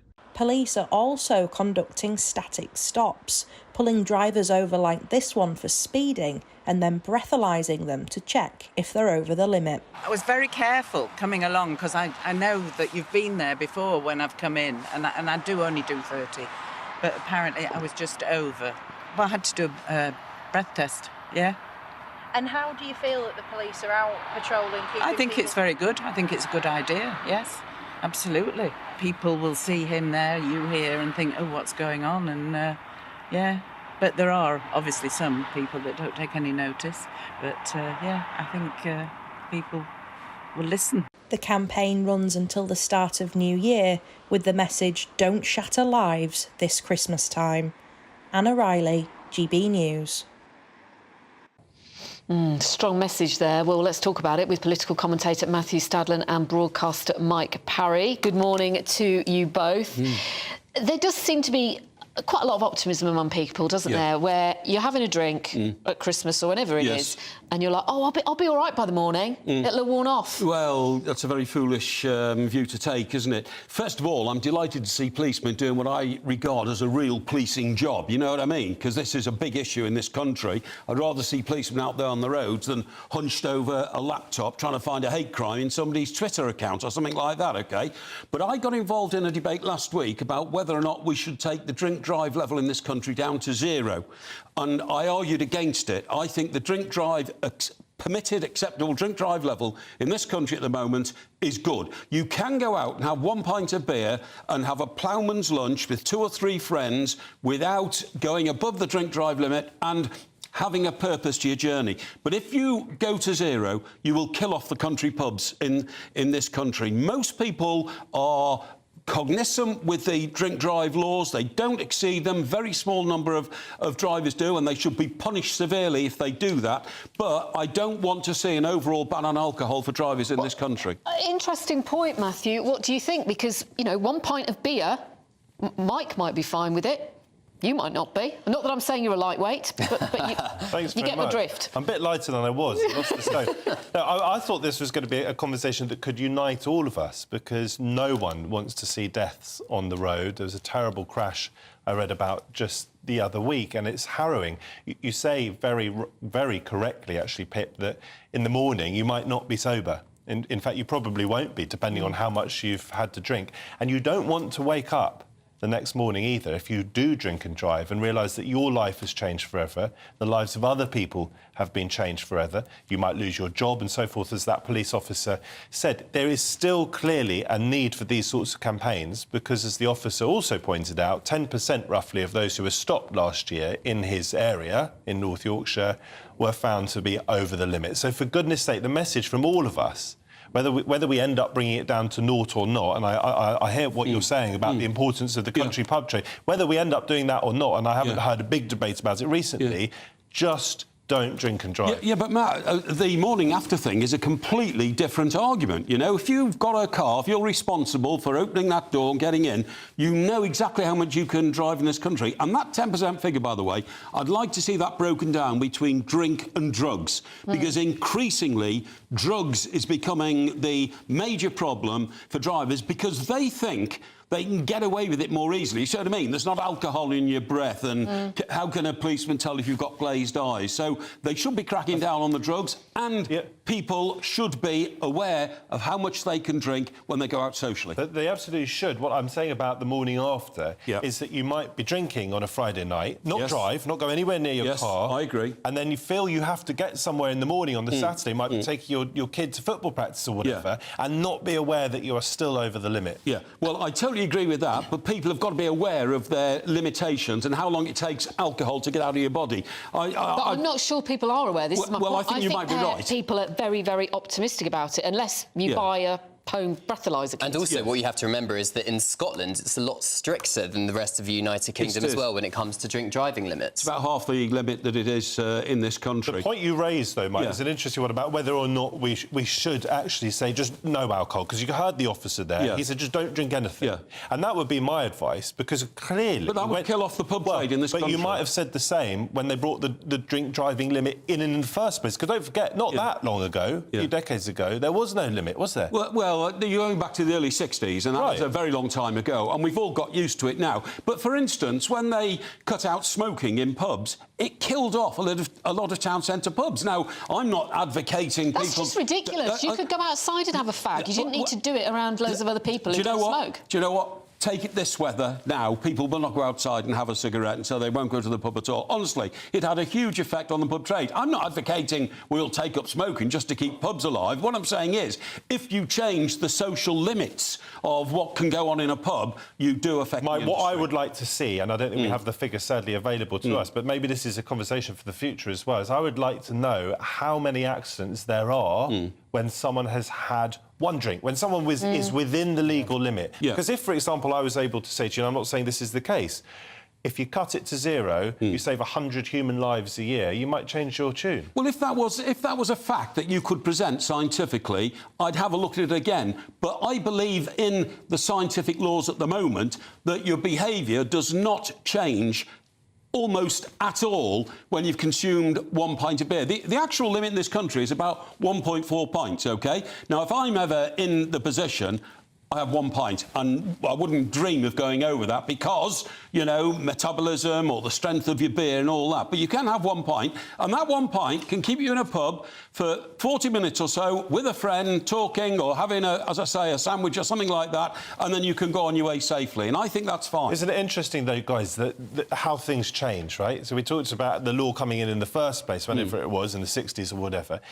When the 20-mile-an-hour speed limit started coming in London, in my hometown, I was initially really frustrated. I thought, have we had a democratic conversation about this? What, 20 miles an hour on some roads it felt too slow.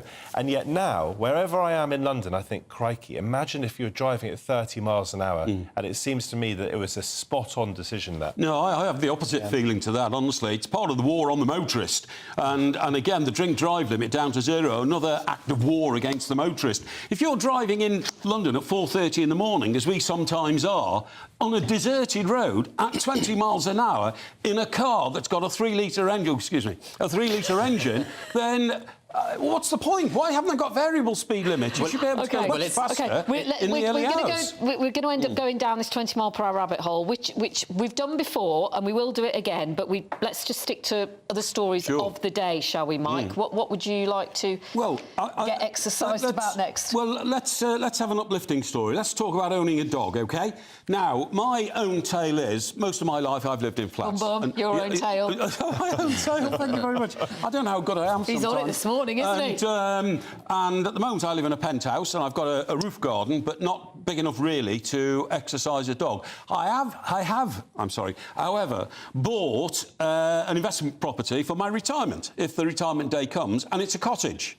And the reason I've done that is because if I do retire, I'm going to get a dog. And I'm going to get a dog because it's man's best friend. But this report takes it further. What it says is that you take a dog out to exercise it, you walk it to the park or down the river path or something like that. You meet other people. It does your mental mental health so good for you to interact with other people? And one thing people really interact about are their dogs. Could I just add to this, right? Because there may be a rare example of agreement between Mike and me, and that is that I was going through a mental health crisis in the early stages of the pandemic. I basically became a hermit. I took the laws extremely seriously. I had 30 PCR tests probably before they even brought in the other form of tests. So I was having a bit of a crisis and it was very unpleasant, and I sought help for it. And I think it's really important that we can talk about our mental health. I met my wife, and not only did I meet my wife, but she came with 2 working Cocker Spaniels as well. Beautiful. And let me tell you that the difference that they made, I mean, obviously, mostly it was my wife, and she'll probably be watching. She won't me to say that, it's true. But the difference to my mental health that having those 2 dogs had for me was enormous, because I was able to focus love on them and think outside of myself, get outside of my brain, be physical, stroke them, cuddle them, take them for amazing walks and amazing runs. And it has been, they're still very much part of our lives now, and it is a really, really important thing. Yeah, I've got 3 of the little munchkins. Really? Lovely. And I know, in my village, I know all the dogs' names. Right. And I know about 2% of people's names. Yeah. And the dogs' names, I mean, you hear people, it always makes me laugh when people give their dogs human names. Yes.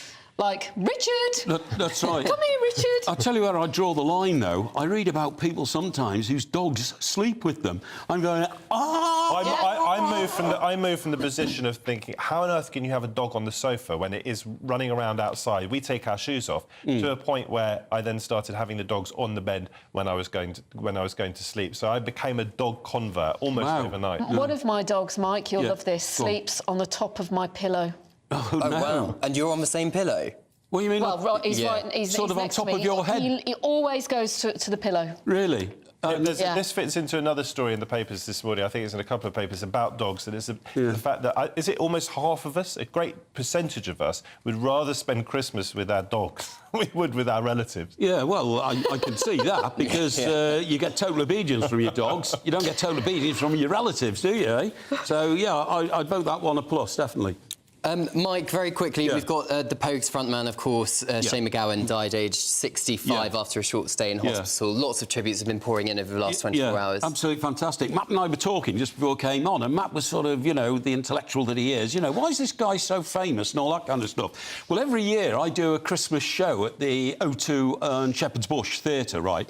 And we always end it with this famous song of his, A Fairy Tale of New York. Yeah. The minute we strike up on that, people completely lose their minds. They get up, they start running towards the stage, they're jumping on the stage. It drives people frantic with joy and the Christmas spirit and the, you know, the bonhomie of the evening, and that's why he's so famous. Because when it first came out, I don't think it actually made its #1. It hasn't made its #1 ever. What about this year? It sustains. It may well be #1 this year. I will just say, though, I was driving my wife and my mother-in-law, who's from out of town, round the Christmas lights in the centre of town this week. Yeah. And that song came on before Shane MacGowan passed away. It was a very sad day, of course.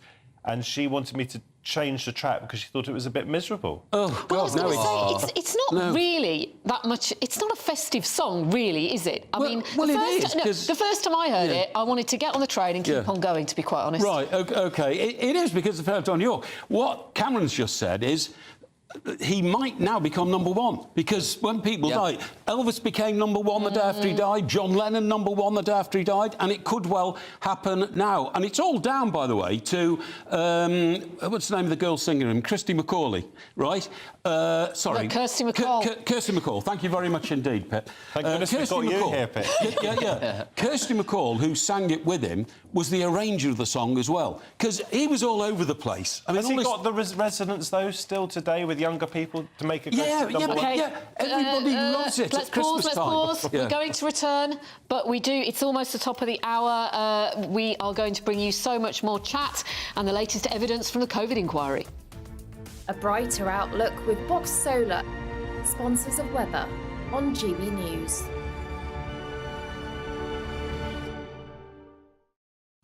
Alex Deakin here with your latest weather update from the Met Office for GB News. The cold spell continues for many.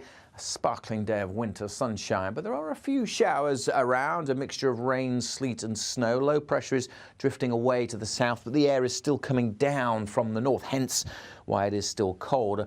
Not strong winds, but enough of a breeze to bring more showers into eastern England, Lincolnshire, East Anglia and the far southeast, where the odd flurry of snow is possible, as well as drizzly showers at times. Mostly rain showers coming into the north coast of Northern Ireland, but also here the odd little bit of snow is possible. There's still some fog patches around as well, taking their time to clear, but for many it will brighten up with some afternoon sunshine. But it is on the cold side, and very quickly this evening those temperatures will drop back down below freezing.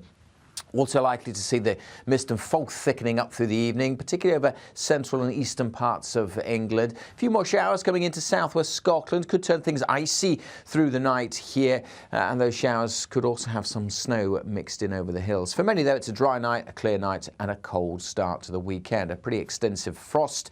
A few more showers coming into the west. For Wales, southwest England, they'll mostly be of rain, but again for southwest Scotland, northwest England, a few flakes of snow are possible. The fog could take a while to clear tomorrow over parts of the Midlands, but again for many it's a dry and a bright one tomorrow with some sunny spells, but it is going to stay cold.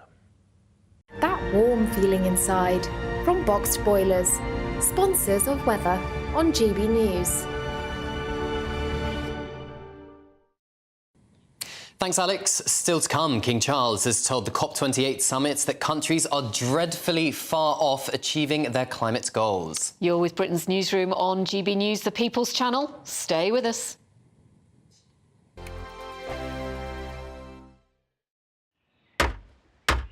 Who is it? We're here for the show.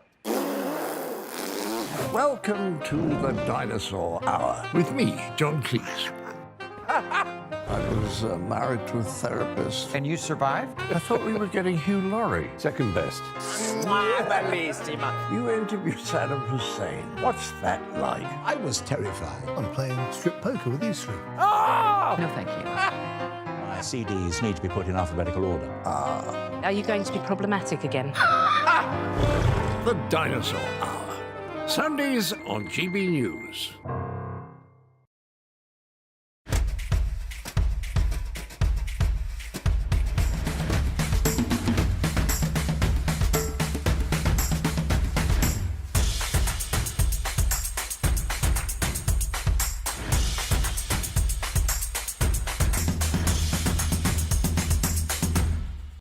Wake up to the headlines with Headliners every morning at 5 a.m. We treat you to the day's biggest stories before anyone else, 7 days a week. You can catch up on everything you need to know before you've even had your kippers.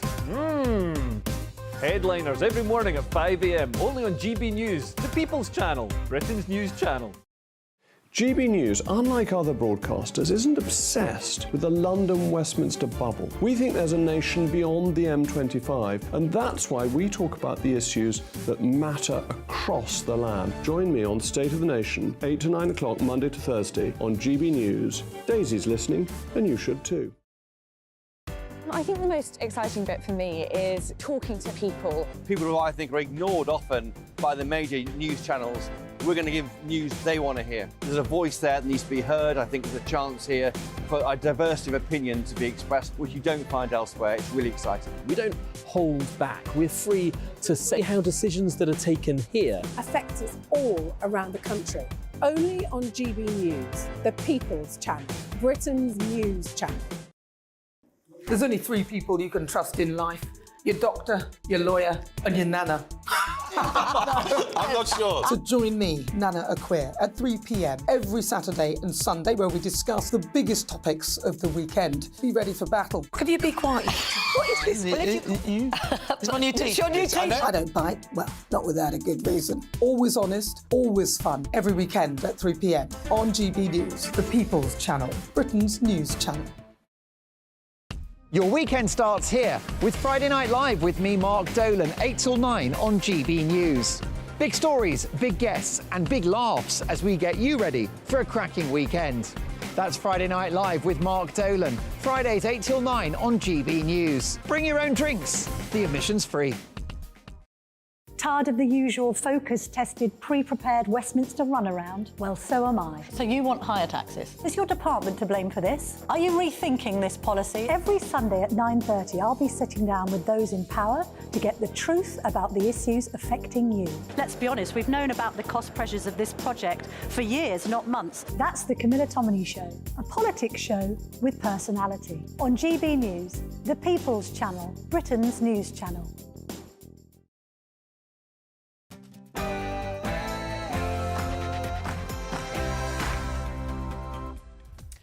It's 11 o'clock on Friday, the 1st of December. This is Britain's Newsroom on GB News. Coming up.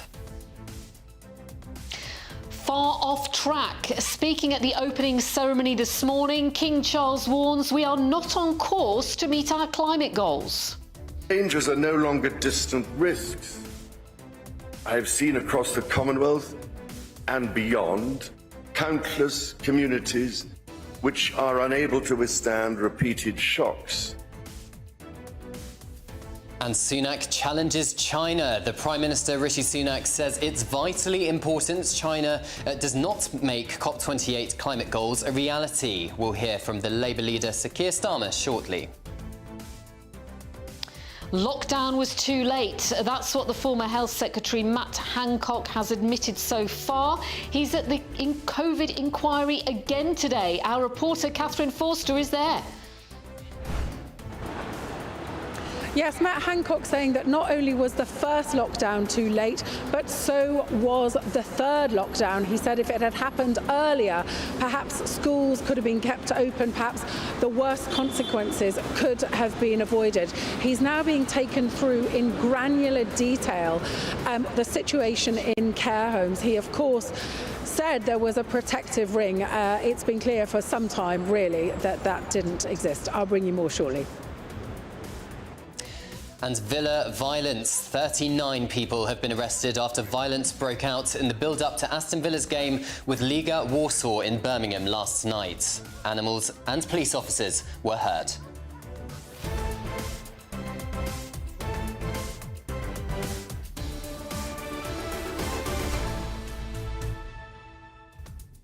Lots of you have been getting in touch so far about what we're talking about today. Do keep those thoughts coming in. It might be about Christmas, it might be about drink and drug driving and the joys of owning a dog. You don't have to convince me of that. Let's get your headlines now.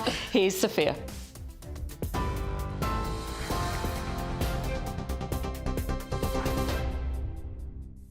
Good morning. It's 2 minutes past 11. I'm Sophia Wensler in the GB Newsroom. The King says countries are dreadfully far off achieving climate goals at the COP28 summit in Dubai. Giving an opening address at the World Climate Action Summit, the monarch said the hope of the world rests on the decisions taken at the gathering. The Prime Minister will also address the summit later and is expected to announce £1.6 billion for environmental projects. The King said the dangers of climate change are no longer distant risks. With what we are witnessing, our choice now is a starker and darker one. How dangerous are we actually prepared to make our world? Dealing with this is a job for us all. Change will come by working together and making it easier to embrace decisions that will sustain our world, rather than carry on as though there are no limits. The Prime Minister says the government is finalising legislation to push through his Rwanda asylum plan, as his patience is worn thin by setbacks to the deal. It's after Rishi Sunak said around £140 million has already been spent to house illegal migrants in hotels. The Rwanda plan initially failed after European judges intervened, calling it unlawful. But the government is set to publish new legislation which could disapply human rights laws for illegal migrants. There will also be a new treaty which ensures they cannot be sent from Rwanda to the country that they had fled from. UN Chief Antonio Guterres says he deeply regrets the collapse of a week-long truce between Israel and Hamas. It says Israeli defence forces send fighter jets to target terrorists in the enclave as combat resumes in Gaza. The IDF says it's intercepted several rockets fired from Gaza earlier today. Israel's Prime Minister accuses the terrorist group of breaking the ceasefire agreement by not releasing all women and children they're holding hostage. The Israeli army have published a map to advise Gazans of safe areas for their evacuation. Qatar and Egypt mediators are pushing for another two-day extension of the ceasefire, but were unable to reach an agreement before the deadline expired. Meanwhile, the Prime Minister has met with his Israeli President Isaac Herzog on the sidelines of the COP28 climate summit. Rishi Sunak says he will issue renewed calls for sustained humanitarian pauses in Gaza and will continue to discuss the issue in meetings with regional leaders. The former Health Secretary says if the government had acted more swiftly in the autumn of 2020, school closures could have been avoided in 2021. Speaking at the COVID inquiry, Matt Hancock also said that measures such as the rule of six and tiers introduced to help stop the spread of the virus didn't go far enough. Mr. Hancock also accused Boris Johnson of being not willing to go further in terms of national restrictions to ease the spread of COVID-19 in the autumn of 2020. Travel in some areas of the UK will be limited as train drivers return to strike action in a long-running dispute over pay. Members of ASLEF at 16 train companies are refusing to work overtime from today until next Saturday. The company said they will operate as many trains as possible, but some areas may have no services. The union accused the government and the employers of not trying to negotiate. But the Rail Delivery Group says the union should accept the offer, which would take average driver-based salaries from a 4-day week from $60,000 to $65,000. Travel journalist Simon Calder said it's a bleak start to December. Today is only the start, because we are going to see a whole series starting tomorrow of rolling strikes, one region at a time, one day at a time. The train drivers belonging to ASLEF are basically wanting to say we can cause an awful lot of problems to travellers. And then the worst day of December, I predict, is going to be on Sunday, when there won't be any trains from here on Avanti West Coast or on London North Western Railway. And those posting cards and letters this Christmas are in for a festive surprise thanks to singing postboxes. Royal Mail says special postboxes are placed in London, Swansea, Glasgow and Belfast and respond to post with festive tunes. This includes Jingle Bells, We Wish You a Merry Christmas and Deck the Halls. This is GB News across the UK, on TV, in your car, on your digital radio and on your smart speaker by saying play GB News. Now it's back to Cameron and Pip.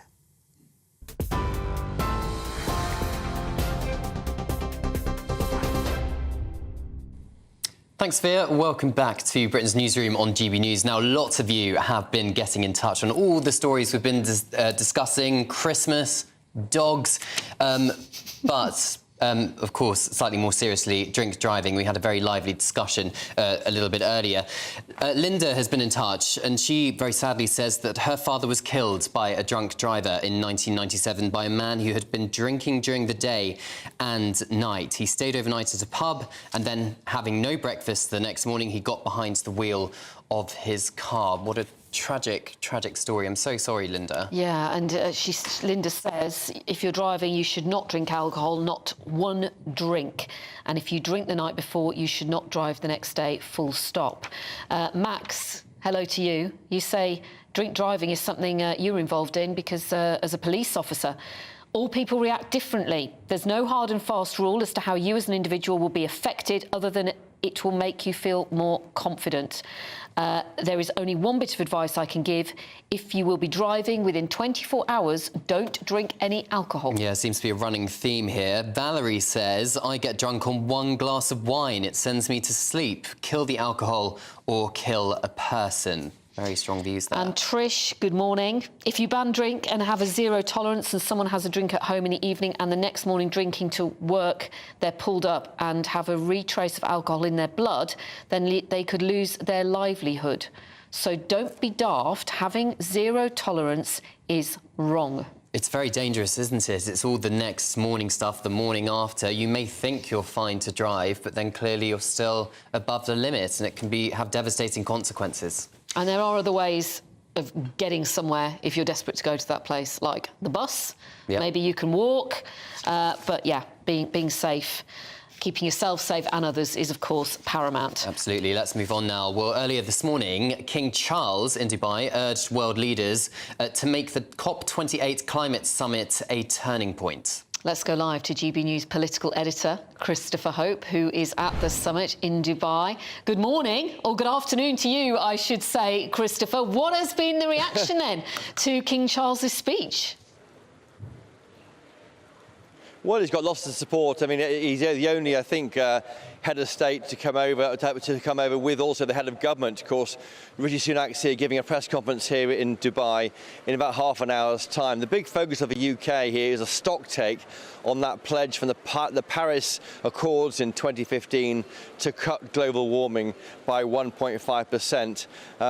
Overnight, on the way here, we had a chat with the Prime Minister, Mr. Sunak. He said how it was actually a very strong conservative instinct to protect the environment. He talked about the idea of a moral duty on us all to try and protect the environment for the future generations. He's not the only one here. Sir Keir Starmer's here, the Labour leader, with David Lammy, with Ed Miliband. He's also meeting with senior figures on the world stage. He's met with the NATO Secretary General already, and about now he's meeting with the King of Jordan.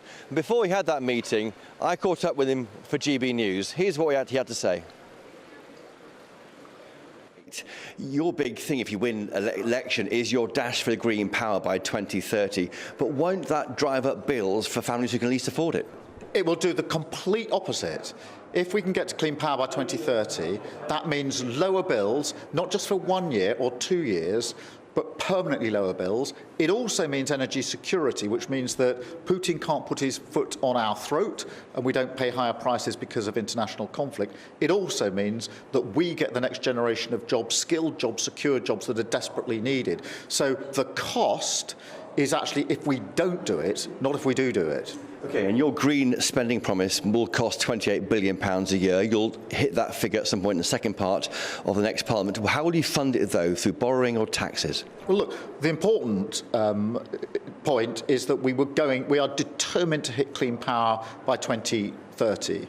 Lower bills, energy security, the next generation of jobs. We will invest to ensure that we get those benefits, ramping up to £28 billion in the second part of the Parliament. That is obviously subject to our fiscal rules, but the cost will be if we don't make the transition, not if we do it. And just very finally, part of your plan is to have more onshore windmills. Would you live next door to one?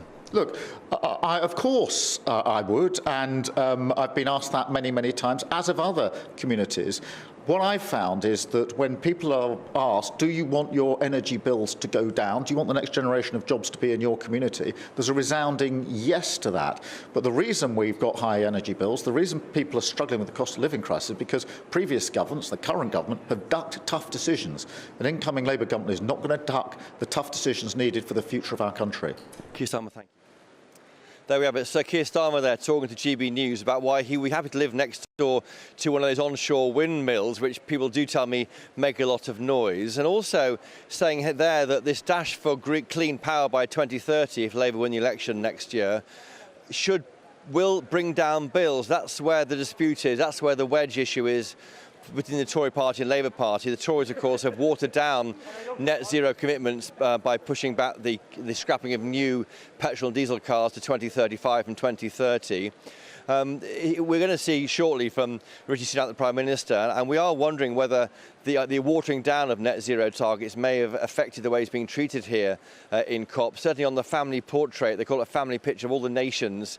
He's right at the back, not anywhere near the front. He would say, and has told us overnight on the flight here, Mr. Sunak, that the UK is an outlier, has got the best decarbonisation record of the G7, is leading the way on this area, and he simply wanted to make sure that it didn't impose too many requirements on families during a cost of living crisis. But this conference will go on for 2 more weeks. The King is here, of course. The PM leaves today, and then the real nitty-gritty negotiation starts to try and work out how to try and hit that target of not increasing global warming by 1.5%. And Chris, the government has also been accused of hypocrisy, sending 3 separate private jets to carry the Prime Minister, the King and Foreign Secretary to this climate conference in Dubai. Do we know if Labour have at all responded to that, or indeed how Labour leader Keir Starmer actually travelled to Dubai? Yes, we don't know how Sir Keir Starmer came here. We saw him briefly earlier. He was in the office of a city consultancy. I don't know who paid his bills. It may be just a matter of the size of the plane. On the PM's plane last night was certainly very full when that left from a London airport. The King came here, of course, before the Prime Minister. He was here earlier than that. I think he was here on Thursday. And the Foreign Secretary, David Cameron, Lord Cameron, came from somewhere else in Europe. I mean, of course, you can align, if you want to align, you can align programmes. But they were coming from different places on different schedules, so perhaps that might explain it. But it's not a great look, is it, as you rightly say, Cameron, to arrive here on 3 different gas-guzzling planes. Chris, very briefly, because we are talking about climate change, we're freezing our bits off here in the UK. What's it looking like there in Dubai? Well, Pip, I'm wearing swimming trunks below my... not really, I'm joking. I'm wearing trousers, of course. But this is, it is 30 degrees here. We're standing by a fountain. It's hot. And I had to leave my woolen suit jacket on the plane and change into summer clothing. It's very weird to be knowing we're going back tonight to ice-cold freezer that is Britain today. But you're going to have a shocker. I'm looking forward to it. You certainly will. It's so cold here today. Chris, thank you. Today is the second day that Matt Hancock, the Health Secretary during the pandemic, is giving evidence to the COVID inquiry. Well, let's go live now to GB News political correspondent Catherine Forster with the latest. Catherine, Matt Hancock speaking again this morning, giving his evidence. Yes, that's right. We're just about an hour and a bit in, and already some interesting comments. Yesterday, he said the first lockdown should have come earlier. Today, he's saying that so should the third, the big national lockdown that was brought in at the beginning of January 2021. He's saying that the measures that they'd had in that sort of circuit breaker lockdown in the autumn didn't go far enough, and if they'd gone to the big lockdown quicker, potentially schools might not have had to be closed, that would have been a better scenario. Other things he's been talking about, he was asked very specifically by Hugo Keith, KC, about what was put as his transgression when, of course, it emerged that he'd broken his own guidelines, having an affair with an aide, and the effect that might have had, along with Dominic Cummings' outing to Barnard Castle and scientist Neil Ferguson's transgression on public confidence. And he did say it is important that those who make the rules abide by them, and I resigned in order to take accountability for my failure to do that. Clearly difficult for him. Also some conversation about long COVID. We learnt that his own mother had, and indeed still is, being treated for long COVID, but now we have got into the nitty-gritty of the situation in care homes. That notorious claim from Matt Hancock, of course, that the government threw a protective ring around them, now being tested to destruction by Anna Morris KC, who is representing bereaved families. She began by pointing out that on the 11th of February there was an adult social care meeting, and they stated that there were 3 ways of preventing infection in care homes. One was infected people being moved in out of hospital, and of course we know that that happened. Another one was moving staff from care home to care home. We know that that happened too.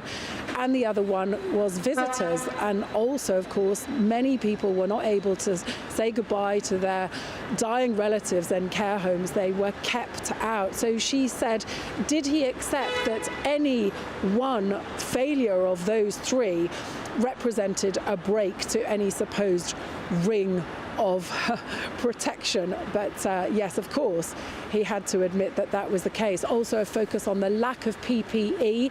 He did say that, you know, care homes largely the responsibility of local authorities, but ultimately, of course, the people will say that ultimately responsibility rests with the government.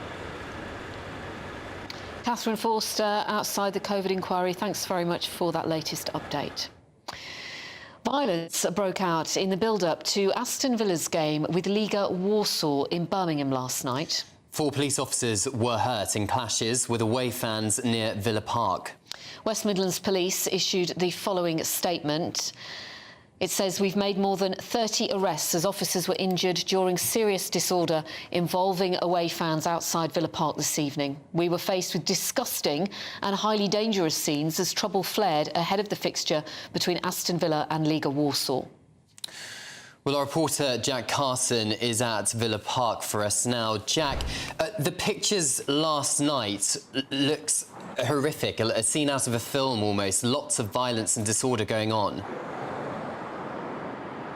Yeah, it really was. Of course, Legia Warsaw, as fans particularly, have had some form in the past for, particularly with their away games, causing trouble. It was only last month in their game against Dutch side AK Alkmaar that actually the UEFA actually then subsequently banned their fans because a number of Dutch police officers were injured, of course, when they travelled to that game. So there is certainly form for their fans for causing some disruption when they do particularly go away from home. But of course, the situation here at Aston Villa yesterday was that in the coming weeks to this game, because of course the previous impact of these fans, these away fans that have caused at other grounds, of course when they've played in the UEFA Conference League, the decision was taken on advice from the Safety Advisory Group. That's essentially a collection of like the health and safety authorities, the police, clubs like Aston Villa, that when they come up to these big events and they're planning, I guess, the risk assessment for these big events, it was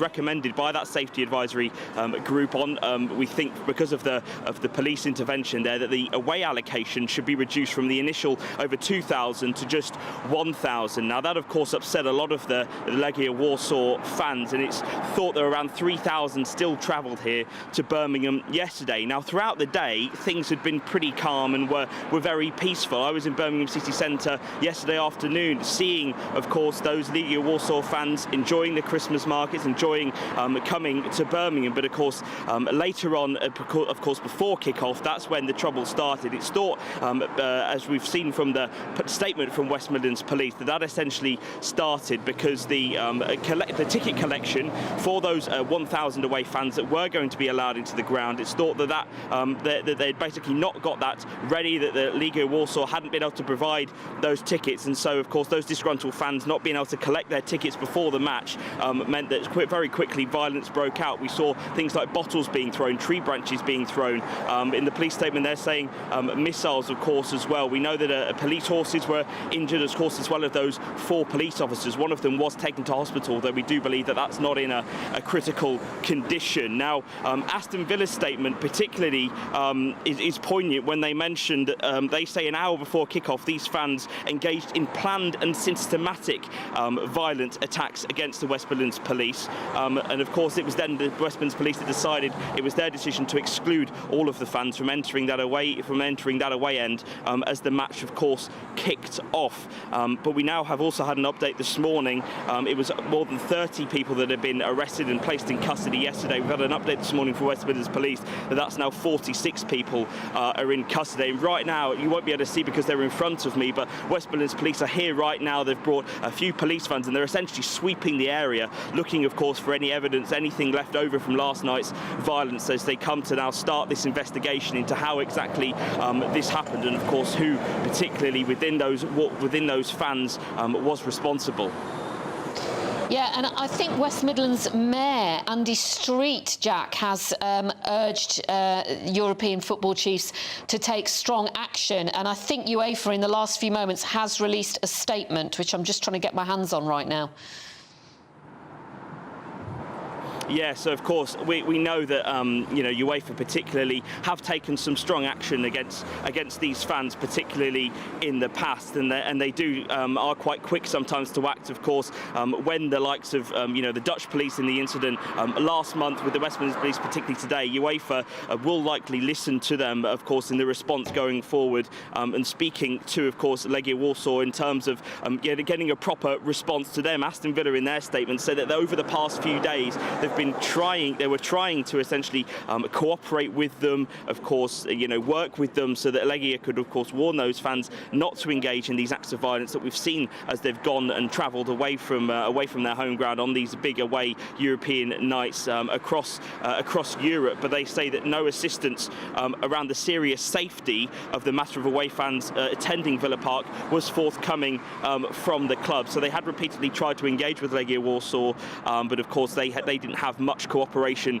with them. And what we then saw, of course, was thousands of fans, many of them who did not have a ticket for this game, caused that disruption that we saw last night. Jack Carson at Villa Park, thank you. We do have that statement from UEFA now. UEFA says it strongly condemns the unacceptable violence which occurred around the Aston Villa versus Liga Warsaw match. UEFA is in the process of gathering all official reports from the game before deciding on potential next steps. Well, still to come, dreadfully far off track. That's how the King describes where the world currently is with climate change. And we'll be talking to an expert about whether COP28 will make much of a difference or not. You're with Britain's Newsroom on GB News. Stay with us.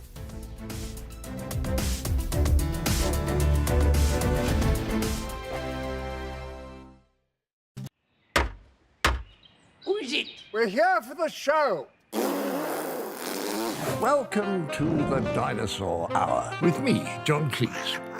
I was married to a therapist. And you survived? I thought we were getting Hugh Laurie. Second best. You interviewed Saddam Hussein. What's that like? I was terrified. I'm playing strip poker with these three. Ah! No, thank you. My CDs need to be put in alphabetical order. Are you going to be problematic again? The Dinosaur Hour. Sundays on GB News. Good afternoon, Britain. Good afternoon, Britain. Join us, Tom and Emily, To find out what's happening in the heart of Westminster. and why it matters to you. Weekdays from midday, we bring you the most compelling stories from across the United Kingdom. And from your doorstep to our inbox, That's right, we want to hear from you, GB News. Britain's news channel.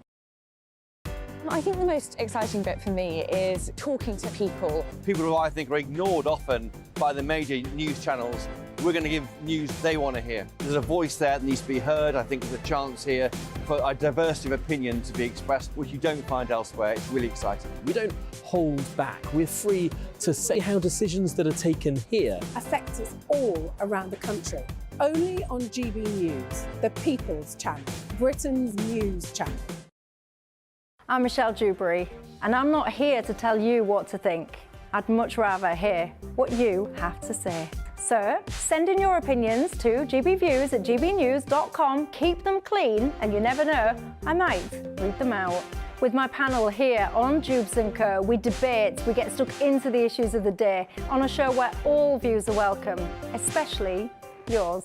GB News, the People's Channel, Britain's news channel. In the GB Newsroom, we bring you the news as it happens. With our team of dedicated journalists across the UK, we're ready to give you accurate reporting every day. When the news breaks, we'll be there with bulletins on GB News, the People's Channel, Britain's news channel. Your weekend starts here with Friday Night Live with me, Mark Dolan, 8 till 9 on GB News. Big stories, big guests and big laughs as we get you ready for a cracking weekend.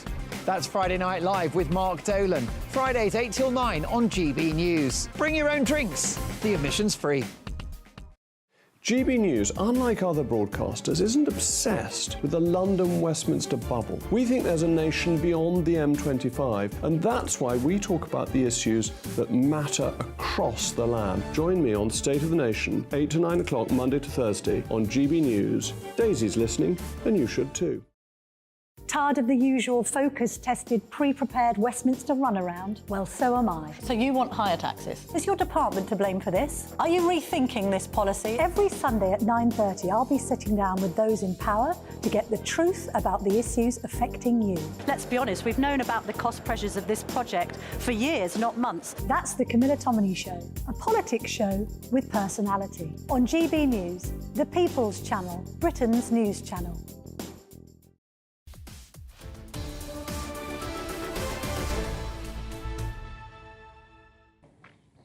Welcome back. It's just coming up to 11:30. You're with Britain's Newsroom on GB News with Cameron Walker and Pip Thompson.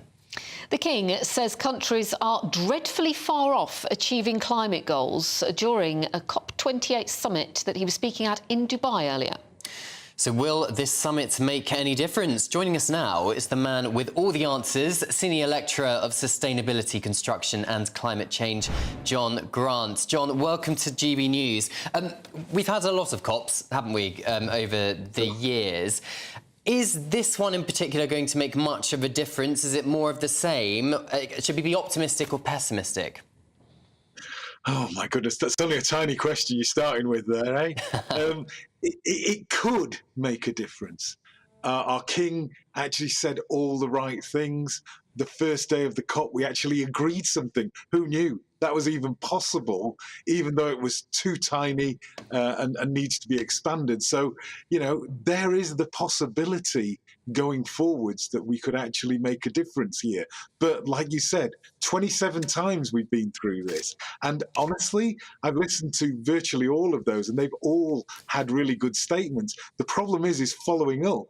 The fossil fuel companies really don't want to shift their business model. For some reason, they don't see the opportunity of making loads more money by shifting to renewable energy. I guess it's just the momentum of having all these stranded assets that they've got all over the place, that they're missing that security that we could offer here in the UK and with cheaper energy. But, you know, it's difficult for businesses to transition, but we could. Yeah, we could, but could, would, should, you know, we actually have the technology to do this and to make it cheaper for people and get more secure energy for them. But, you know, I think we're going to have to really put pressure on our governments to make a change, which seems odd. Pressure on them to make our lives better. Who knew? John, sorry to jump in. It's just because we're a bit pushed for time. I'm just wondering if there's any irony to the fact that this is being held in the UAE, which is one of the biggest oil exporters. You just hit the nail on the head there. You know, now the positive person would say, what better place than to go into negotiations with the oil industry to get them to have a plan so that at some point before 2050, I would say 2035, 2040, to have no more oil in that. And what a transition so that we don't destroy the economy as we move away from oil. What a better place would we be than there? The other option, of course, is what better place than to slow everything down with the momentum and the power of the Sultan Al-Jabbar then to just sort of retard any kind of possibility. We're going to see over the next 2 weeks, I guess, about which way they're going to go. I'm terribly concerned that they gave us a sweetener on day one and they're now not going to do anything. But then I'm a pessimistic kind of guy when it comes to this. I've been battered for so long on this. But, you know, the point is that we do have a chance and we need a plan for a zero carbon future or a low carbon future, certainly without fossil fuels. But yeah, the irony is massive. John, in a word, do you think the summit is going to reduce emissions or not? No, if you want a word. But in the future, if we really can pin them down so that we have something, at worst, this should out the people that you as journalists need to identify as the ones that are going to sacrifice our future for profit in the future. And I know you can do that because you do it all the time, you know, and it's up to a scientist to back you up to do that because they have to be stopped. Well, it's certainly a start, John. Thank you so much for joining us on GB News. We've got to get to the news bulletin with Sophia now.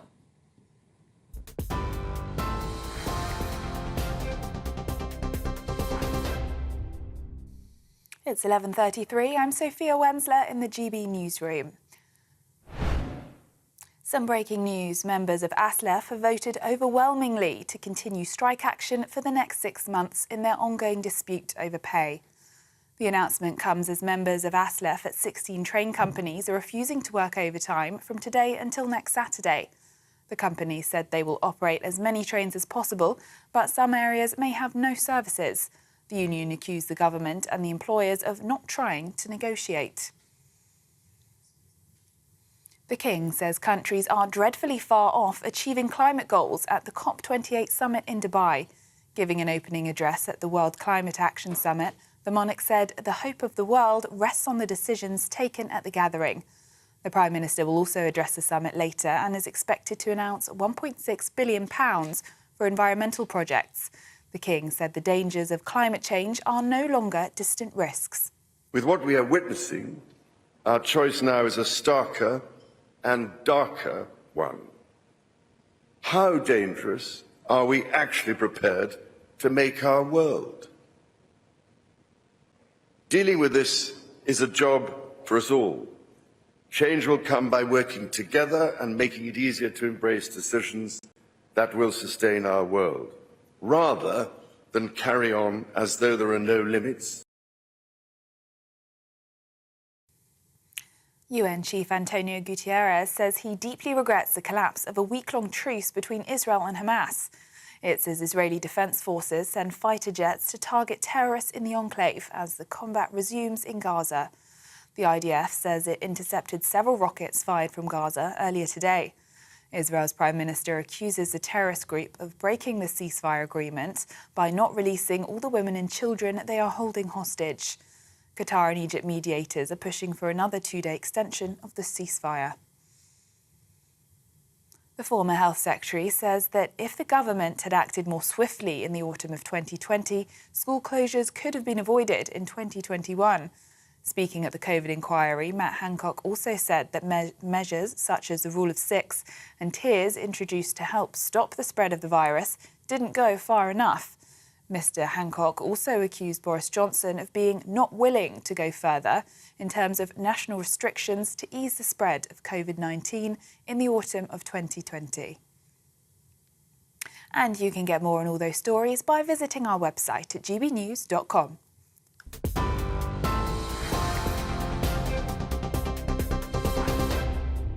For exclusive, limited edition and rare gold coins that are always newsworthy, Rosalind Gold proudly sponsors the GB News Financial Report. And here's a quick snapshot of today's markets. The pound will buy you $1.2650 and €1.1617. The price of gold is £1,615.77 per ounce. And the FTSE 100's at 7,504 points. Rosalind Gold proudly sponsors the GB News Financial Report. Still to come, we will be looking at Matt Hancock's evidence at the COVID inquiry. And in the last few minutes this morning, he has admitted a failure to follow the rules over that affair he had. He broke his own social distancing rules, didn't he? We'll be getting the latest from our political correspondent, Catherine Forster. This is Britain's Newsroom on GB News.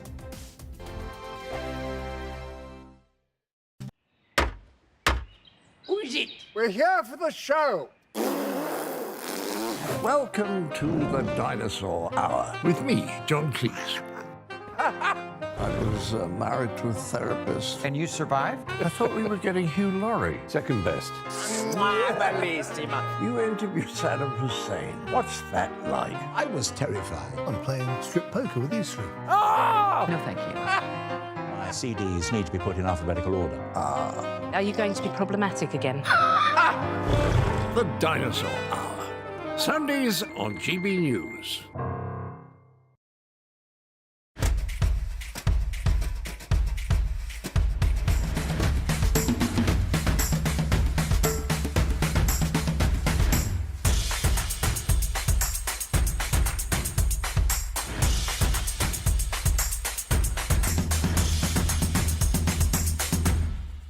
Wake up to the headlines with Headliners every morning at 5 a.m. We treat you to the day's biggest stories before anyone else, 7 days a week. You can catch up on everything you need to know before you've even had your kippers. Headliners every morning at 5 a.m. only on GB News, the People's Channel, Britain's news channel. GB News, unlike other broadcasters, isn't obsessed with the London-Westminster bubble. We think there's a nation beyond the M25, and that's why we talk about the issues that matter across the land. Join me on State of the Nation, 8 to 9 o'clock, Monday to Thursday, on GB News. Daisy's listening, and you should too. I think the most exciting bit for me is talking to people. People who I think are ignored often by the major news channels. We're going to give news they want to hear. There's a voice there that needs to be heard. I think there's a chance here for a diversity of opinion to be expressed, which you don't find elsewhere. It's really exciting. We don't hold back. We're free to say how decisions that are taken here affect us all around the country. Only on GB News, the People's Channel, Britain's news channel. There's only 3 people you can trust in life: your doctor, your lawyer, and your nana.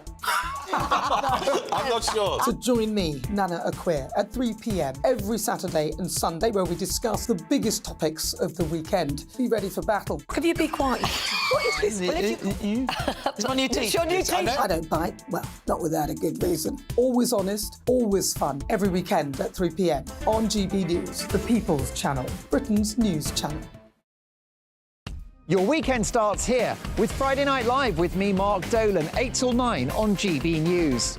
Big stories, big guests and big laughs as we get you ready for a cracking weekend. That's Friday Night Live with Mark Dolan. Fridays 8 till 9 on GB News. Bring your own drinks. The admission's free. Tired of the usual focus-tested, pre-prepared Westminster runaround? Well, so am I. So you want higher taxes? Is your department to blame for this? Are you rethinking this policy? Every Sunday at 9:30, I'll be sitting down with those in power to get the truth about the issues affecting you. Let's be honest, we've known about the cost pressures of this project for years, not months. That's the Camilla Tominey Show, a politics show with personality. On GB News, the People's Channel, Britain's news channel.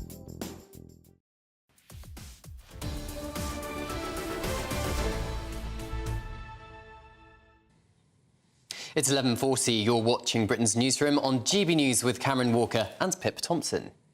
Members of ASLEF have voted overwhelmingly to continue strike action for the next, give me strength, 6 months in their ongoing dispute over pay. Yeah, the announcement comes as members of ASLEF at 16 train companies are refusing to work overtime from today until next Saturday. The companies said they will operate as many trains as possible, but some areas may have no services.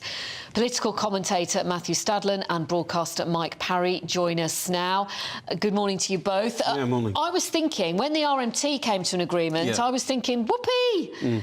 We're all going to be OK. Well, you'd think but ASLEF, it involves a lot of train companies, a lot of disruption. You'd think there'd be a knock-on effect. You'd think, well, so the RMT have settled, that's great, 5%. After holding out for much bigger increases for a long time, they seem to have seen sense. What is mind-boggling here is that I think I'm right in saying, aren't I, that ASLEF are the very highest paid people who work on trains. They're the train drivers, aren't they? And they get about £65,000 a year, sometimes for a 4-day week, and they get very good benefits. Why do they think they've been so badly done to if other workers on the train network, we're talking about guards, we're talking about people in ticket offices, have settled for 5%. I mean, where do they think they're going to get the public sympathy from? ASLEF say they have not had a pay rise for nearly 5 years. Matthew, do they have a point? Hold on. Matthew, do they have a point? You might expect me to take the side of the train drivers, but I'm yet to be convinced. What I know is that people up and down the country are going to be affected by this. Pre-Christmas plans up in ruins. A lot of elderly people, a lot of people who are a bit older, don't want to drive into London to come and see their relatives, or into Birmingham or Manchester or wherever it is. They rely on our trains working. And particularly at a time where we are trying to reduce our carbon footprint, the fact that we can't, as a country, whether you blame ASLEF or you blame the Tory government or both of them, the fact we can't get our act together, having a functioning railway service throughout the year is truly mind-boggling. Well, the government isn't budging, neither is ASLEF, so they're just kind of stuck, aren't they? I mean, what is the solution? Because, as you say, so many commuters and passengers up and down the country, this is really affecting their lives. It really affects their lives. It affects family lives. You've got mothers-in-law coming down into cities to go and watch carol concerts. I cannot stress to you the disruption this but Matt, causes to you're not ordinary even people. touched on the way it's going to affect business. This is the busiest time of the year. You know, in the hospitality sector, about 1/3 of their total profit in a year come in November, December, early January. And they're going to be massacred because if people aren't sure, people might say, oh, I can get into London to go to this do this evening. But if they're not sure they can get home because there's an overtime strike and nobody's driving the trains, they're not going to come. In fact, when this happened last year, a friend of mine who ran a very good hospitality business called off at least 12 functions during December because of the uncertainty and the threat. I think it's Also, I mean, I think it's I would vicious. hope, Mike, that you would join me. You probably wouldn't, but I hope you'd join me in having a lot of sympathy and a lot of empathy for nurses, for example, of course who are I would. paid very little. Let's not beat around the bush. They're not paid very much.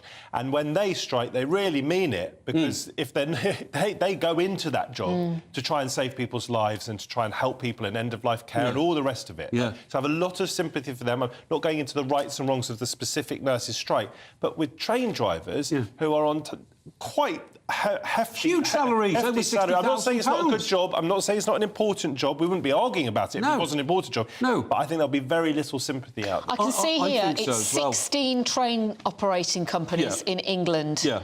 East Midlands Railway, London North Eastern Railway, Almost everybody. Avanti West Coast, Chiltern, Great Northern, West Midlands. It goes on. Yeah, well, it's nationwide, but I can't understand the motive. I mean, I just don't get it. What do they think they're doing? Cameron just said, oh, or you might have said, Pip, oh, they haven't had a pay rise for 5 years. I know loads of people who've had pay cuts over the last 5 years because the economy went stagnant and then we had lockdown and now there's no growth. Nobody, I mean, the guy came and fitted the carpets at my place 3 weeks ago. He hasn't had a pay rise in 10 years and he's got to pay taxes on his new van because of ULEZ. Everybody's finding it tough. And this is going to go on for 6 months, which means Christmas travel plans, Easter travel plans, half terms for both February and You have to say, though, Whitsun. as much as the Conservative government, who, by the way, have been in power in one form or another for the last 13 and a half years, they would love to shift the blame, as they sneakily try to do on Labour. Let's remember, this is all happening under the Tory watch. There is also It's this new managed. strike law that's coming into force, isn't it? Where you've got to still have minimum service 40%. Now, whether that'll have an impact? Well, yeah, but 40% is 60% not efficient. You see what I mean? So that's gone some way to trying to curb the excessive of what they're doing. But it's the problem with this is it's a really nasty, vicious tactic because it's the uncertainty. If you knew there was going to be a train strike for the next 2 days, no trains running, you make alternative arrangements. But if we go out of here today and we want to get home, get to a train and they say, sorry, the next 3 trains aren't running. I'll give you a concrete example. My wife, who commutes twice a week into Tunbridge Wells, she's a lawyer. She moved in with me when we got married. She commutes twice a week. She has had to drive 5-6 hour round trips twice a week all year because she cannot rely on the train. Exactly, because of the overtime ban. They decide we're not going to work now, and they don't give us any warning, and you literally turn up at stations, you see that dreaded word, cancelled, right, and then you could be stuck here for 2 hours trying to get home. It's outrageous. OK, let's move on to the COVID inquiry, because that's been interesting, particularly yesterday and today, with Matt Hancock, former Health Secretary, giving evidence, saying that lockdown should have started 3 weeks earlier. School closures could have been avoided in January 2021 if the government had acted more swiftly. What do you make of him, Matthew? I feel sick in my stomach at this story, and whether you are pro-lockdown or anti-lockdown, and I supported lockdowns at the time, I thought that was the right way forward. I'd like to know the outcome of this inquiry and whether it has any view on that.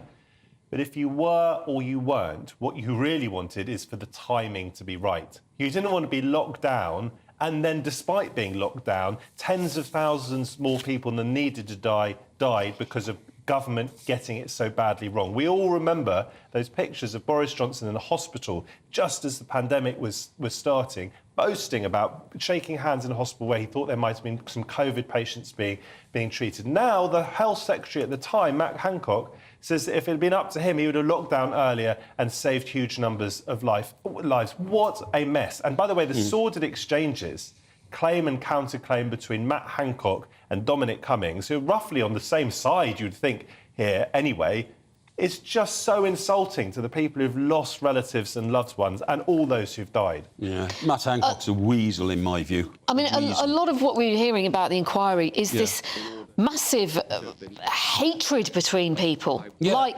Dominic Cummings and Matt Hancock, which really interfered with the operation of government. How long has it been going on for now? Is it 4 or 5 weeks, the inquiry, or is it 6 weeks or something? All I wanted to know was, did we get it right? And if not, what lesson have we learned for when it happens next time? Instead of which, we seem to have found out who can do the most swearing, who can send, you know, the most offensive WhatsApp and messages on their phones, and who is blaming who. There's a fantastic cartoon in the Telegraph this morning in which Hancock's walking around saying, it was your fault, it was your fault, it was your fault, blaming everybody except himself. It's like a circular firing squad. It is. And all along we have to remember, because it's easy to say we don't really want to talk about that because it's the pandemic, we want to move on from that. Tens of thousands of people lost their lives, lots of businesses suffered. Whichever way you looked at it, this was a massive national catastrophe, or global catastrophe, of course, as well. And to see people at the heart of it, both argue with each other, but also appear not to have known what they were doing or not to have taken the best decisions in the national interest is truly disgraceful. And I come back to the point, it was a Conservative government at the time. Yeah, but I'm sorry, it was all based on modelling. This is what I don't get. I mean, at one stage, Professor Neil, what's his name? Ferguson told us there could be up to 500,000 casualties, right? It was based on a model that never came to pass. And now, I think Hancock is looking back retrospectively on the model that could have been but wasn't. What Hancock said yesterday was there was a plan, but it was an inadequate plan. Well, he also tried to tell us thousands of lives could have been saved if we'd locked down 3 weeks earlier. That's based on a model. That is not based on any fact. That is based on his assumption. It's still there shocking. are no facts to back that up. It's still shocking to hear that the Health Secretary at the time thinks that we should have lockdown sooner than we did. One of the really important things that has to emerge from this doesn't mean he's right, though, Matt. Doesn't mean he's right. You're correct. One of the really important things that has to emerge from this inquiry is the relationship between scientific advice and political power. We have to explore that. Science, of course, has to play catch-up in environments like that because things were moving so quickly. So you've got to give them some leeway, but clearly some scientific predictions were well out. Well, massively out. You know, next slide, please. He looked at it. Nobody knew what it meant, including the Prime Minister, and let's move on. OK, we've got time to look at one more story, Cameron. Yes, Israel Defence Forces send fighter jets to target terrorists in the enclave as combat resumes in Gaza. The war rages on. I mean, if you look at pages 14 and 15 of today's Guardian, it sort of almost perfectly encapsulates the horror of what is playing out in the Middle East. On the right-hand side, you've got the stories of female hostages who were taken, and just you can't begin to imagine what they went through, and indeed what the male hostages who are still in Hamas captivity are going through now as the fighting resumes. And then in the middle, you've got the humanitarian catastrophe that is unfolding in southern Gaza. You've got the majority of the population of this tiny bit of land, 4.5 miles wide at its narrowest point, squished into the south. And now, as we understand it, Israel are going to start targeting the south. It is truly terrifying. But what about the 4 people murdered in Jerusalem yesterday in a random attack? They were killed by Hamas terrorists on the streets of Jerusalem. So there's no way that's going to be solved. They can't let all the terrorists go, can they? Because if they do, they've got no bargaining chips. One of the really surreal and bizarre things about this is that Israel is trying to negotiate with a death cult, and it's trying to get its hostages back at the same time as saying we're going to wipe you off the face of the map, which it is going to try to do. The whole thing is a terrible mess. We've got a far-right Israeli government who oversaw the illegal settlements of the West Bank, and we've got on the other side we've got a death cult, and that means that peace is a very distant idea, and the hope of peace itself is distant. Yeah, how can Israel achieve its objective here without wiping out every civilian in Gaza? Well, if other countries in the Middle East would take their responsibility for Palestinian people, we'd have a much better chance of solving it. Egypt don't want them. They won't open the gates into the Sinai.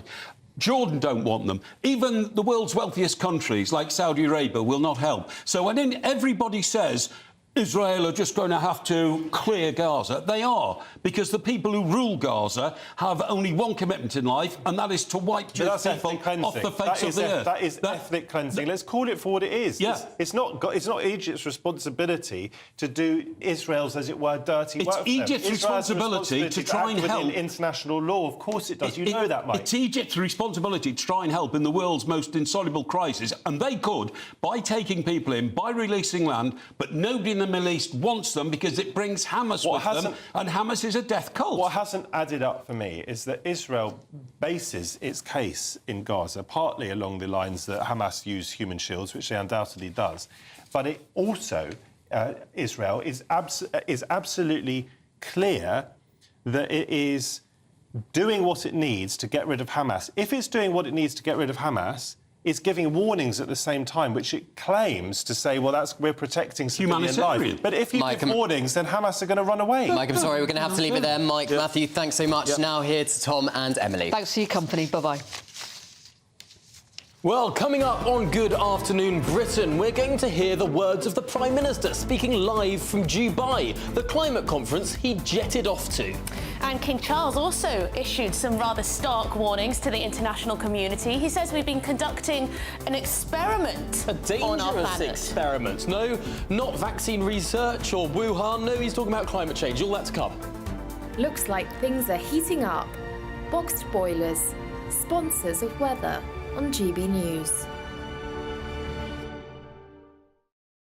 Alex Deakin here with your latest weather update from the Met Office for GB News. The cold spell continues. For many, a sparkling day of winter sunshine, but there are a few showers around, a mixture of rain, sleet and snow. Low pressure is drifting away to the south, but the air is still coming down from the north, hence why it is still cold. Not strong winds, but enough of a breeze to bring more showers into eastern England, Lincolnshire, East Anglia and the far southeast, where the odd flurry of snow is possible, as well as drizzly showers at times. Mostly rain showers coming into the north coast of Northern Ireland, but also here the odd little bit of snow is possible. There's still some fog patches around as well, taking their time to clear, but for many it will brighten up with some afternoon sunshine. But it is on the cold side, and very quickly this evening those temperatures will drop back down below freezing.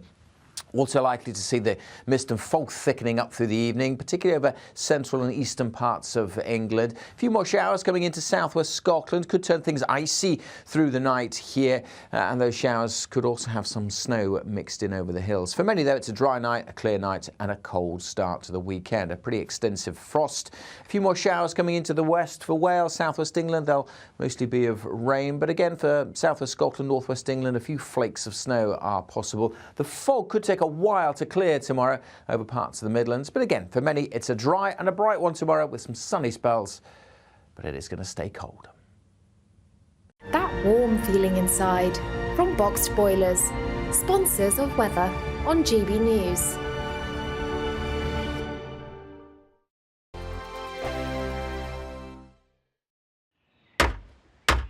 Who is it? We're here for the show. Welcome to the Dinosaur Hour with me, John Cleese. I was married to a therapist. And you survived? I thought we were getting Hugh